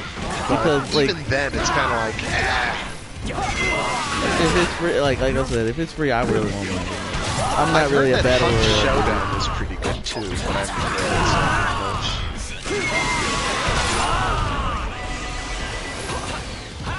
I didn't think we were pulling out our best characters right now. Really. Now we're all just spinning in circles. It's great. I didn't think we were pulling out the best characters. I literally picked random. I think random. I got buried. I did not pick random. I was just like, I want to get a win. Oh, the game gave me buried. I already know. Man, I wish you could sidestep out of that Kazan. I really do. I just sit there a lot. I'm like, it's so good. It's so good. But like, yeah, Meteor is so great at setting people up. He's so good at that. I love it. Oh, there we go. Alright, who's up for random?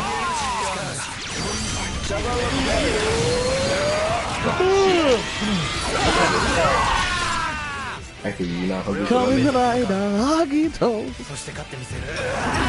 Kamen Rider Agito.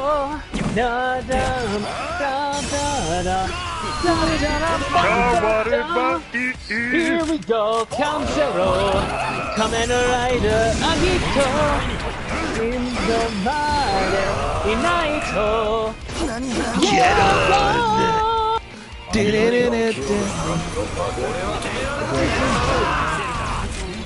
I need to go.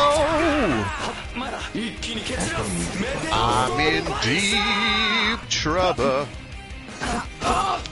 Not that deep as it turns out. I juked and it felt good. Machine tornado. Why isn't the machine tornado? I wish we had bike attacks. I really do. It bums me out that we don't. Oh, you mother! Well, Ryuki has his bike, but then again, his bike is direct. That's true. Ryuki gets a bike. That's Stomp right. him! Stomp him! You wait. Yo, Meteor! Look like I stomped out Meteor. Look like I stomped out Meteor. I don't know what happened. Oh god, my bad. I gotta know how match 3 turns out. Yo, It's got to. it really looked like I stomped out Meteor. Like, no.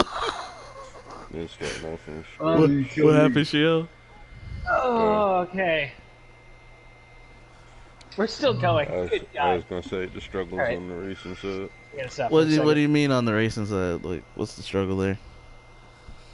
No, the struggle for racing games currently is Right. everybody clings to Gran, like basically just sim races, like Gran Turismo, and everything that was like Need for Speed or Burnout-ish is like shunned. Yeah, I like arcade racers a lot more than the sim joints. So it's like it kind of sucks because I'm not really into racers, but like when we got games like Mario Kart or Burnout that do something fun with the racing games, it's just like they're fast-paced, fun. You can kind of crash somebody. It's a good time all around. You know what I mean?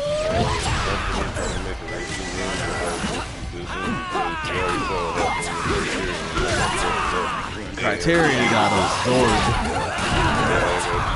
You killed a tree, Blaze. You were gone so long that into like a smaller company called What?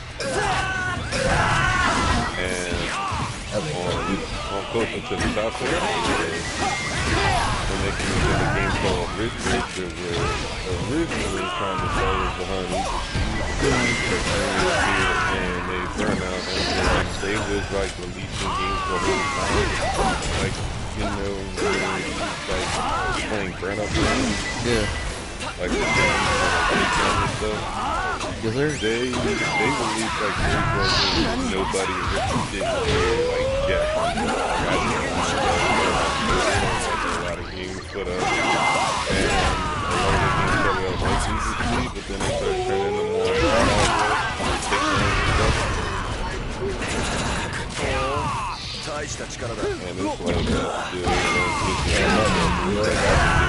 they existed until like recently, and that's why they're trying most into the game. I got you. It sucks when you think about it like that. Because sometimes it's something niche, it does go unnoticed. But then it's like, you kind of like, yo, what if this became popular, you know what I mean? But then you see what happens. Special dialogue! It's like, oh man, maybe I should regret wishing for it, you know what I mean? Like a monkey's paw type situation, be careful what you wish for. Again, I don't think it's just the act of something becoming popular. Oh no, definitely. It's how that popularity affects. Yeah, that's what I mean. Like, you want it to become popular, but then it's just like you see what happens when something does become popular.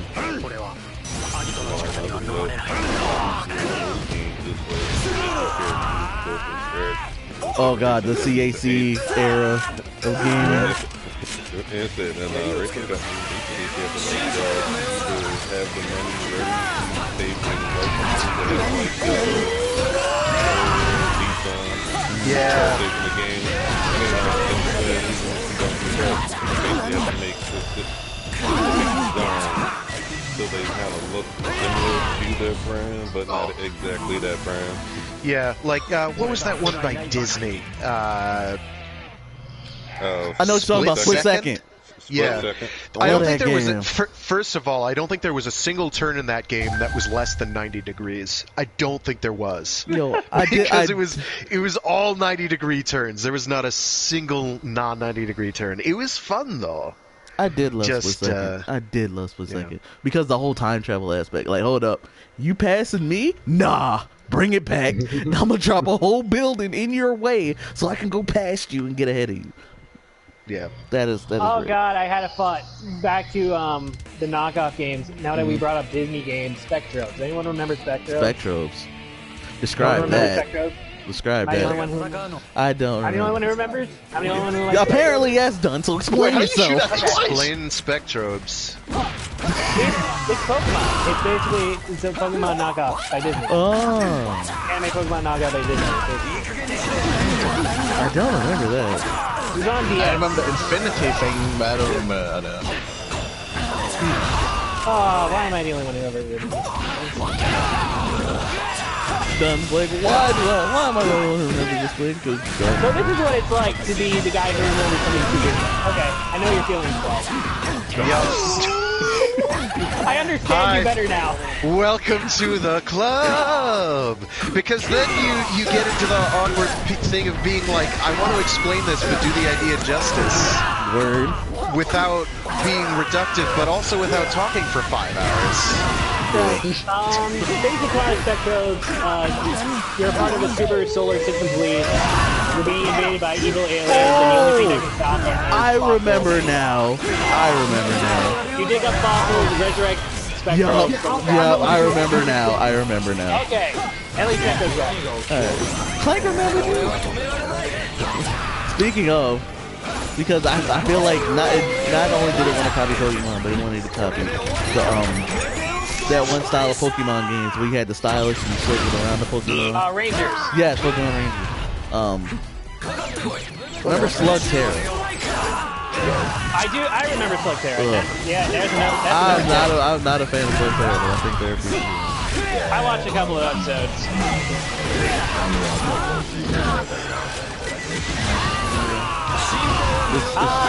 Disney specific knockoffs.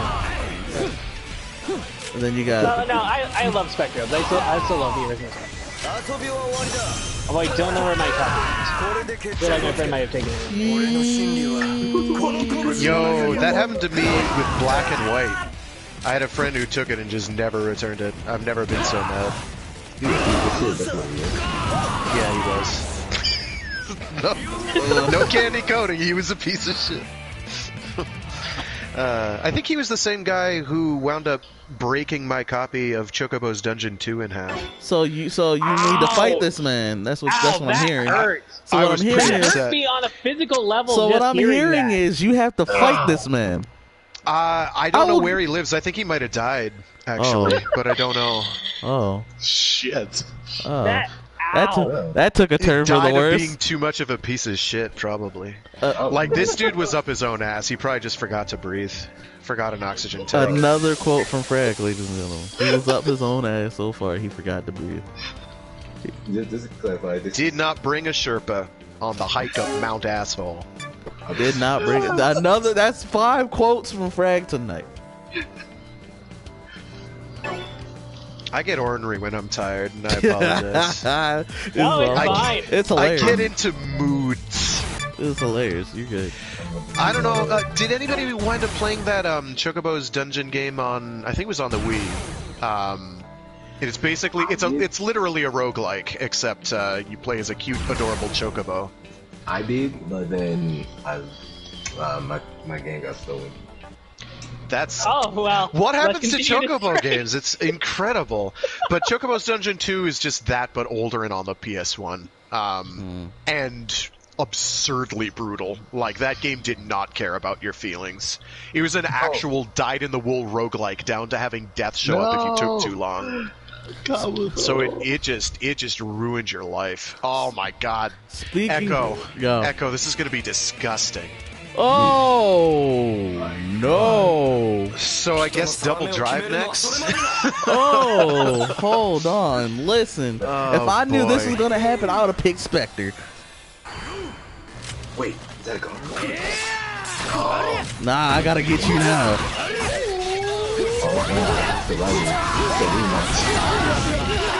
You're gonna die every time. It's time for that. Oh no!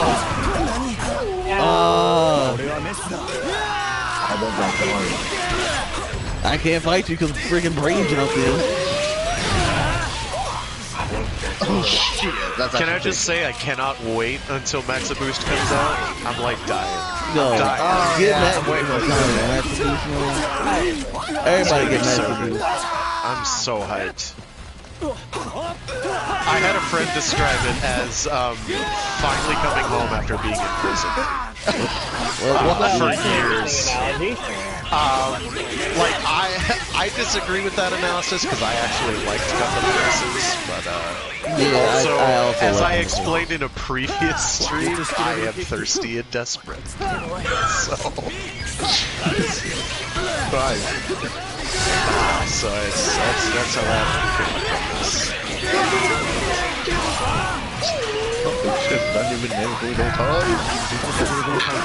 Wait, you have no right to talk here. I'm not saying anything, man. I'm saying that's good. That's a good move. Lucky timing because I was like, oh no, it's coming. No. Immediate. Nani? Close from Banani? Did you just say Banani? Oh, God. Please say you just said Banani.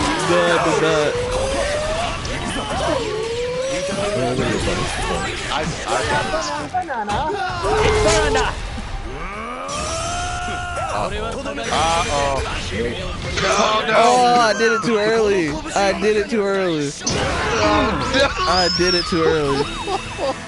So I guess I couldn't fight Baron without Brave walking in like, hey, what's up? Sling. Alright. It's on. Let's He go. gonna make you a shitty fruit I gotta show you why I'm a god. Alright. I need to watch the stream back because we're in a different game. Bro. But yeah, as what was the last thing we were talking about? The racing games or something? Yeah, racing games. Yes. Okay. Yep, racing game. We were talking about the whole. Okay, I got you. Now remember the dungeon crawler era of games, like Diablo made a lot of that popular. Looking at besides that, we had Diablo, X-Men Legends. Oh yeah. Marvel Ultimate Alliance, and Nicktoons Unite, which was fine until the sequel happened.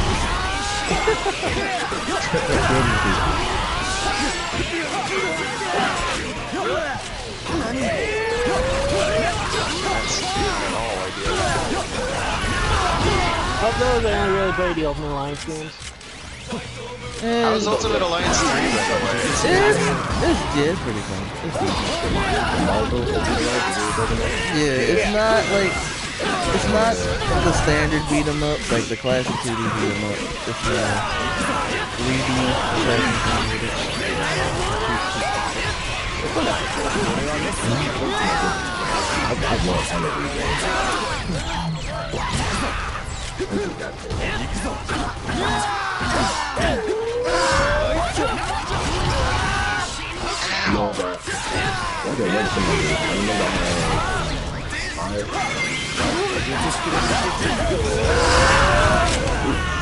Jesus.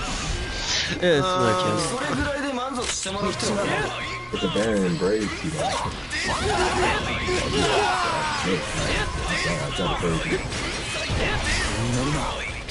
They are hunting me. Hold on, motherfucker.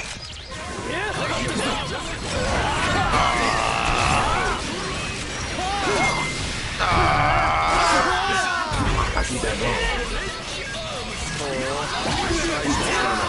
1-inch punch!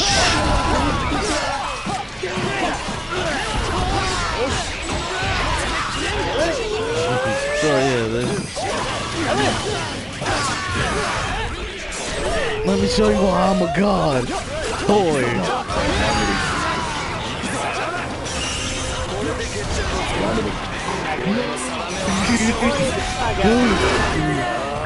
That's suboptimal. But yeah, essentially, it's just a fun affair to see how these games work.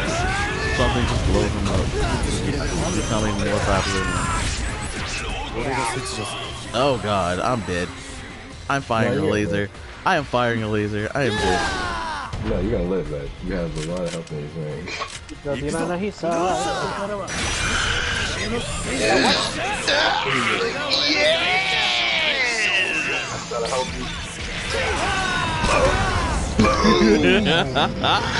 I am a god! It's 1-1. This is true. This is true. Overcoming adversity through the power of extra-dimensional hellscapes made of plants. Which and giant rocks. Rocks all party dies. Apparently leading it to you becoming a whole extra-dimensional super entity. Yes, sir. You know, Damn, that like a mind in the Culture wingspan. series. Say that. But yeah. What? It's just it's like so many games, bro. Not just games that like shows and everything. They just like that little genre. Remember before video games were mainstream? Like When were video games? When did you consider that? Because I might not have been born yet. when I you was were not young. born yet. You were not born. Exactly how The old? 90s. The 90s. They Stop. were still not quite mainstream yet in the 90s. They were Same very with, much same frowned with upon. superhero things, man. Anything like considered nerdy. Again, born in the... that nerdy niche. Again, this is before my time, so... Like a lot of things that were in that niche of what we consider nerdy were looked on there. And now they're very popular, but at the same time, again, it's like the popularity is it worth it because of how like people are acting now. You got the gatekeeper. It depends on what you want. It depends on what you want. If you want more people to join your fandom, then yeah. I mean, I think generally we don't, though. Like, because we're largely introverts, you know? We don't like other people. And I don't say that to be mean or antisocial, but we're like... I agree with that sentiment wholeheartedly. It's just kind of I like... hate talking. That's why I definitely understand why that element of people being like, oh, I don't want more I people in guess the fandom is that was there. it for us. But at the same time, it's like there's no reason not to. Yeah. That was. I have no idea how hate you play. satisfying. I have no idea. Bro, I don't know what just happened on that whole SmackDown. It's not good. satisfying. It's not good.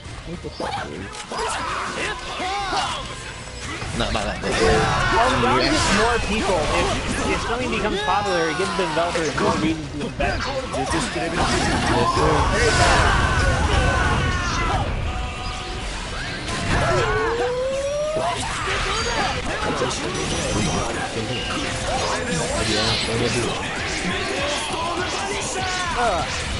Today's been a fun day. I don't know about you guys.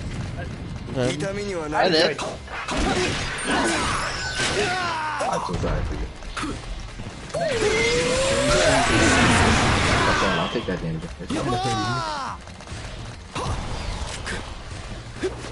It always takes me like 3 matches to figure out what to do in this friggin'.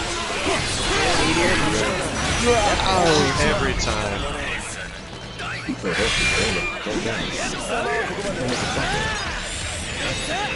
Hey, calm yourself. Whatever. No, I'm joking. I wasn't even aiming to hit you. Okay. I deserve that, because apparently I wouldn't locked on if I wanted to be locked on.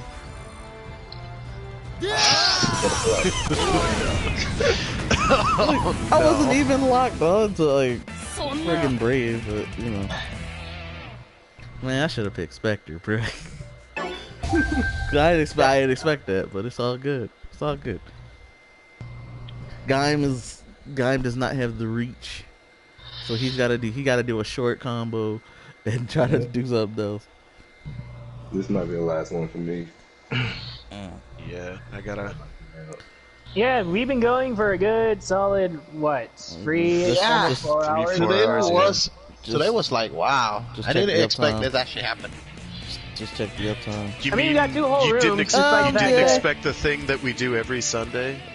To Yeah, have? No, I it's didn't been expect like to actually have close to- solid 8 people and go. Oh, yeah. It's been a The close number of one. people is the interesting It's been part. pretty awesome. This is the most people we've had in like half a year. Yeah. That's wrong, When was the last time we had 8 people? I think Like when we first December. started. Yeah, before the podcast, I think. Yeah, probably, like December. And then like after Alchemy just got a little hurt, everybody started losing. I ain't sorry for shit. Exactly. Oh god, Blaze! I'm Did you take the slightly hamster sorry. with you? What? No, we are done on our side. Yeah, did you take the hamster with you? Because that killed our match. Oh no. But basically, we're gonna wrap this up with the final match, then, boys. You guys know what to do. You guys know who to pick. I'm just saying. No, you shut your mouth, or you get beat down again. But I respect your view. I'm a mature one here. I respect your view. Oh my god. Oh, so you want to run that now? No, Blaze, you You do want not to get to run say that that. now? Walk out of here. Blaze! Get out of here. Blaze! I'll see you guys at the door. Bye. Blaze! I'll walk This out the door. ain't you!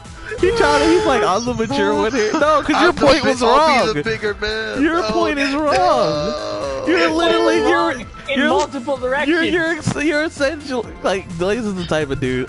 Man, I can't admit when I'm wrong. That's okay. So you're a Thouser now.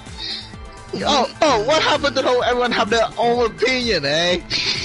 But you're I didn't try to you change were your wrong. opinion. That's Yes, what it was. yes. You were You wrong changed though. it. You You were changed your Blaze. opinion. Some opinions are wrong. you were wrong. Who left? Oh, Clank left. Oh, Clank. Clank's back. He's fine. It was fun today, anyway. But this boy Blaze is wrong. Nah, he gonna pull a Thouser when friggin' you spoiler alert, when you smacked him in the mouth, and then like, hey, whatever happened to you? I let that piece of trash go. Nah, she beat you down. Your point was wrong, Blaze. It's okay. It's okay. And being wrong is all right, so long as you acknowledge and learn from it. I acknowledge nothing. And that's why you're gonna get God beaten damn max it. boost on when it happens. It's gonna come, dude. Now, I'm gonna play as the Echo. What did you pick? we going out with our best, man. You know I gotta. We you know I got to. Double we drive? going. You know I got to. Dunn should join them or something. I'm fun. As I didn't go with drive, but it's time. I'm in top gear, my friends. So as Clank would say, it's time to rev it up. Axe and Drive versus Spies and Brave. So essentially, as we bring everything back, so leaving. As we bring everything back in, hold on, Blaze, say your piece real quick. You bastard. Get your closing sentence, bruh, since you leaving now. Everybody's no, I'm not leaving. I'm saying Soul is leaving. I say Soul Crusher. Okay. He's leaving. I'm like, okay, so it's like we're about to do like. Yeah, thanks for playing. Yes, sir. Yes, sir. Yeah, no problem. We do it every Sunday, man. The more the merrier, man. Yeah, even if you don't really got much to say for the podcast, enjoy staying around. Yo.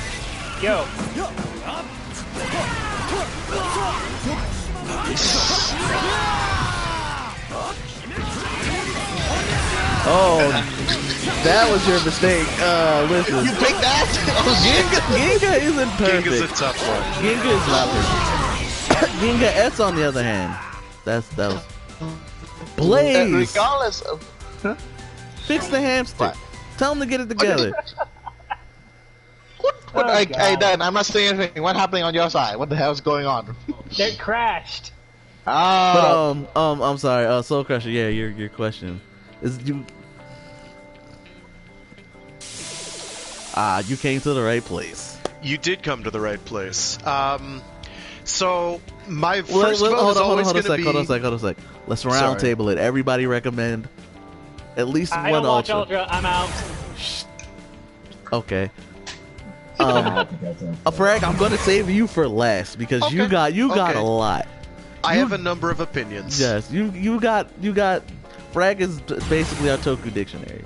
So I'm really not, but thank you. I will take the compliment. You kind of are, Frag. I'm going. Listen, just room broke. We gotta remake the room. We gotta remake the room. But yes. For me, when I wanted to get someone into Ultraman, Shield can attest. I pretty much looked at what I saw in front of me. Crunchyroll's library, from Ginga to G. The one thing that I think I told you, Shield, if was it G? Was G the one I say start with first?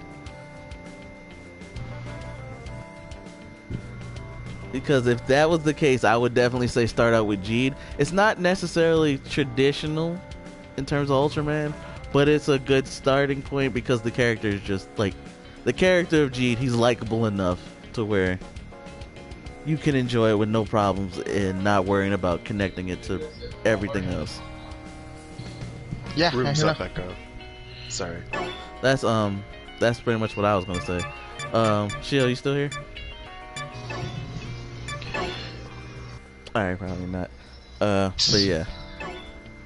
That being said, who else has seen Ultraman? Blaze. Me. I mean, that's why we have this fight to begin with. Shut up. A good place to start, you idiot. Oh, good place to start. I'm always gonna be a cliche when I say Tiga. You should start with Tiga. Although technically, I guess if you want something more new, you should start with X. Personally, I don't have that much high opinion of X. I'm not saying it's bad, but I'm not that fond X of is it pretty either. good. But shut the hell. He was like stabbing back. No, but okay. X, I never finished X. I mean, that's my fault, really. But X is something I heard a lot of people say that can be started with, and I'll go with that and say X is not that bad. It, enough for you to get to use what Ultraman is about. Although, personally, though, if it's new generation, I would say you should start with Old. Orb? Okay. I personally would say start with Old. Popular opinion would say X.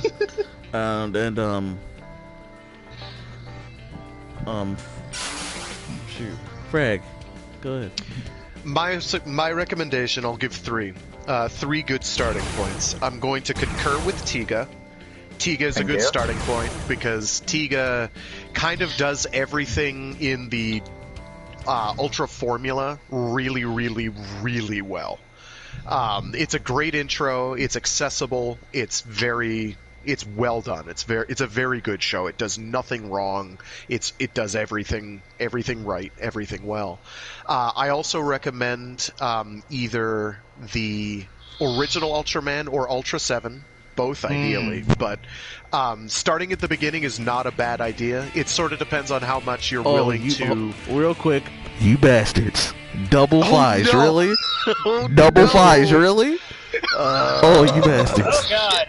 Oh god, double five. Oh god, okay. So bad that the connection is timed oh, out. boy. Can I try and guess your third? Okay, alright, now No, I'm sorry. you Sorry to cannot cut you guess off. my third Sorry because to you cut know you off. what it is. Sorry to cut you off, Craig. I bet you it's me. Alright, go ahead. What I recommend the original and Ultra 7 because they are the most significant in terms of forming the overall. This two great but very different shows that sort of fill. I would I think figure the the room is original busted. one would have a very instrumental point in determining the rest of the series. You would, but Ultra 7 is important for similar reasons because the two kind of, like Ultra 7 introduces different takes on a lot of the themes, and all of that becomes integral for everything going forward. Which is ironic because it's just the second series only. From the franchise. And has originally had no ties to the original other than there's a giant red and silver giant that blows up aliens and monsters and shit. The place I would most recommend you start, though, is probably Mebius. I knew it. Mebius acts as kind of this great catch-all. It does very well like Tiga. It acts as kind of a good intro to Ultra by being like, hey, look at these cool, because it winds up harkening back to the older Ultra series and being like, hey, here's a practical takeaway from this Ultra series. Do you like this Ultraman? Do you think he looks cool? Do you think the character is acting really cool? Well, hey, maybe check out that show. That sort of thing. Mebius does a lot of really good things. So my top three that I'd recommend is the original Ultraman, Tiga, and Mebius. See, the newer stuff is good, I'm surprised you didn't put Leo in your list. I see. Leo, I don't think is a great starting point. It's because it does some. First of all, because it's got Ultra 7 in it as an ornery, angry old man, and that's true. See, he's more of an old gen guy, right? Me personally, I'm more of a new gen guy. I do respect and I do like the old school Ultraman. I do, but I'm more of a new gen dude. That's why I say like Jeed, Rube. Honestly, I do like Rube. It doesn't really connect to any of the other Ultramen. Stands on its own well. So it stands Although on I its own think well. aren't they O50s like Orb? Yes, they are. They are they O50s? originate from Orb. Yeah. Okay, sorry, that's getting way into the reads. Don't worry about it. Don't worry. It stands well on its own. I follow the normal plot because I'm that high. It definitely stands on its own. So Echo has the room up. This is good. Yeah, the room's up. So in terms of like new gen, I will say I honestly would just recommend Ginga through Taiga. Honestly, but they're good for different reasons. You're gonna have to go with Jeed. But Jeed is definitely my main starter point. But you're gonna have to definitely like struggle through the waters at first with Ginga. Because 25 episodes of pain. I do like Ginga. Don't get me wrong. I like Ginga because you should also try Ultraman Power Red. But you say that as a joke, Blaze. I can tell the way you're snickering that you're saying that as a joke. Ultraman Powered is legitimately awful, but in a good way. Don't listen to Blaze. The suits in Ultraman Powered are dope.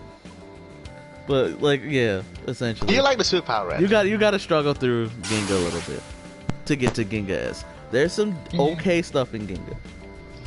But once you get through Ginga, you get to Ginga S. You're good.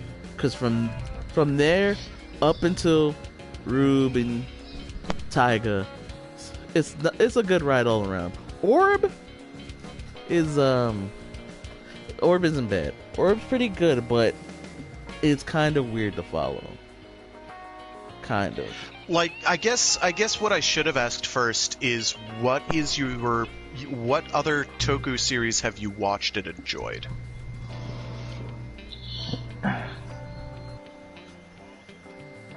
Yes, sir. Kuga to G-O.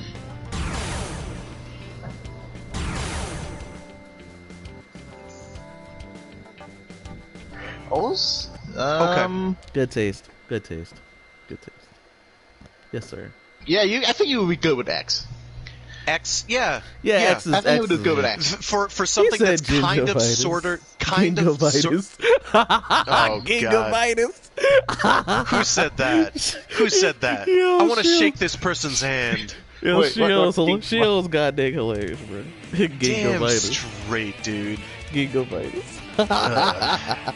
Wait, what King of Yeah, Fighters? but X kind of has a sort of similar gimmick to O's in some ways with the whole fusion idea. Pacing wise, not really. It's kind of a different show. But if you've watched through the Heisei Riders, actually, if you've watched through Heisei Riders, I recommend Ultraman Gaia. Oh, Ultraman Gaia. Wait, why that choice though? I mean, it's good, but that seemed like a weird choice you suddenly picked for him. I'm just The saying. reason I recommend Gaia, Bro. the servers are dying, dude. I don't know what's going it's on. because Blaze overworked the hamster. The reason Ultraman Gaia is because it feels overworked the hamster. because Ultraman Gaia feels the most like, in my opinion, the most like a Heisei era writer show.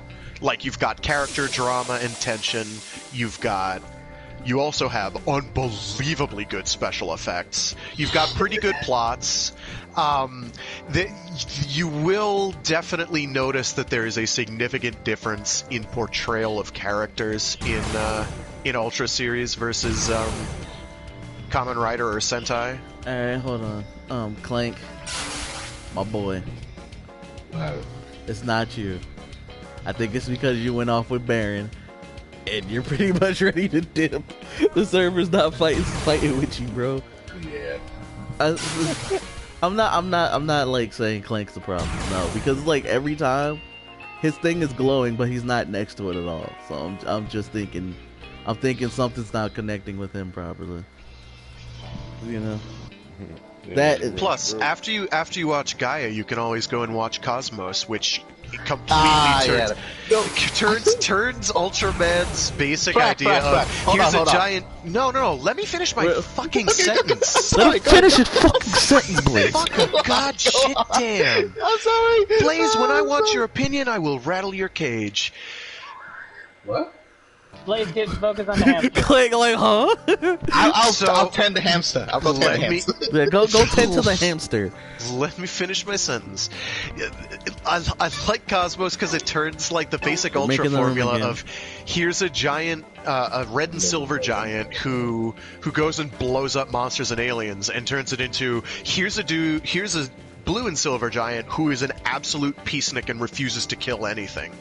Yes, sir. And it actually winds up being pretty enjoyable. I went into it thinking, this is going to be corny and lame. It's going to be weak. He's going to be so weak sauce. He's going to be like, save all the creatures. I'm an ecologist, which is fine. Ecology is good, and it's not like that. He has to actually put in work. He has to actually combat and fight.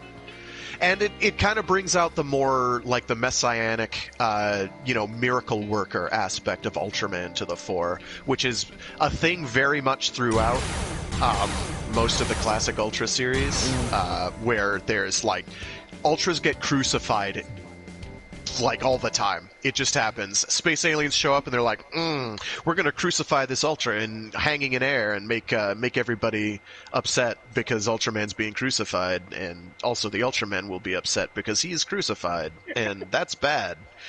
Being crucified sucks. Is a very upsetting thing. It's pretty bad. And then there's like, I think Eiji Tsuburaya was a fairly devout Christian. And that's part of why that influence went in there. I can't verify that is true. I do not know that. All right. I cannot verify that is true. I've heard that. We're going into tangent territory, Frank. But Ring it and I'm back. not saying that as a religious thing. It's just there's religious iconography hit in the brakes. just We're watch going into Gaia. tangent territory. It's the most- We're trying to it is recommend the- Ultra. Right. Gaia is the most like a Heisei writer, and you should watch it. There we go. I did it.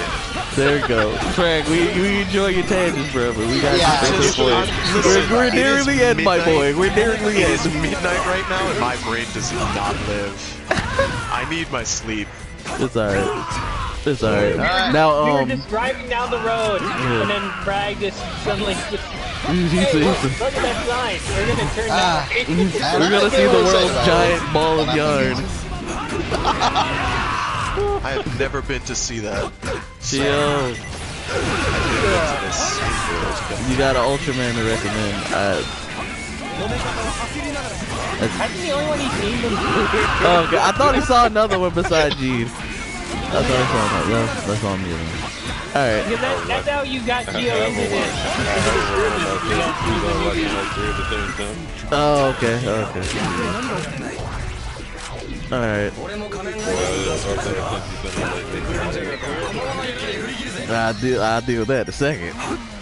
Oh, I'm so pissed. I'm so pissed the game broke. So sorry, guys. Weren't you tending to the hamster? hamster? The whole day. It support 8 people. You need to let it sleep. we try to finish up, but alright, okay, alright. It ain't work, boys. Now listen. Been a decent day all around. Anyway, great. Closing arguments now. Since this was our topic about nicheness and popularity. We shouldn't really want something to stay niche. But if it does, it does. Not a problem. Wanting something to become popular, it's all well and good. Wanting something to just stay in its own bubble is also well and good. Here's the thing. If it happens, it happens. If it don't, it don't. That's essentially all that needs to be said. But if it does happen, just embrace it. And don't hate on the people that are new coming into it. Don't try to gatekeep them into it. If they want to know more, and you know more, they want to see more, more, help them out. Recommend some stuff. Don't be a dickhead. That's pretty much it. With that, we're gonna bring the podcast to a goddamn close because it's getting late, boys. It's getting late. That's a clean ending. Nice job, Echo. Alright, so everybody speak they piece. Frag, Shio, Clank, Kazong, done. Blaze, dumbass. Y'all got anything to say to end it up? No, I think I have nothing more to add to your points. So, your little summation there. I think it's all good. All right. So, with that being said, should we do the ending song now? No. Damn it. That being said, catch y'all next episode. Ending song was canceled due to Corona. Canceled due to gingivitis.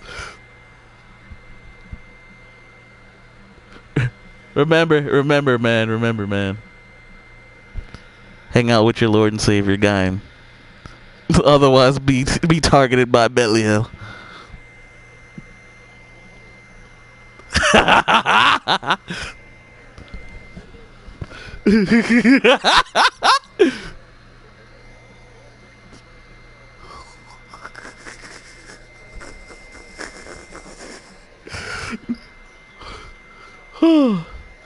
No fear, no pain, boys. No fear, no pain. Watch Kuga, watch Ultraman, watch Sentai, watch Power Rangers. Do your thing. Watch Gavin.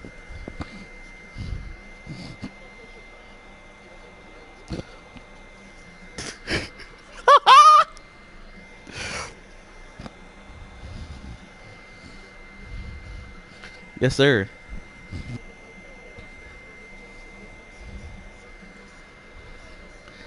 And now we prepare to read. I need to find someone to. Oh, here we go. Oh, pops in. All right. Everybody, have a good one. Great shit as always. Yeah, you too, man. Have a good Thank one. you so much for doing these. See you. Bye.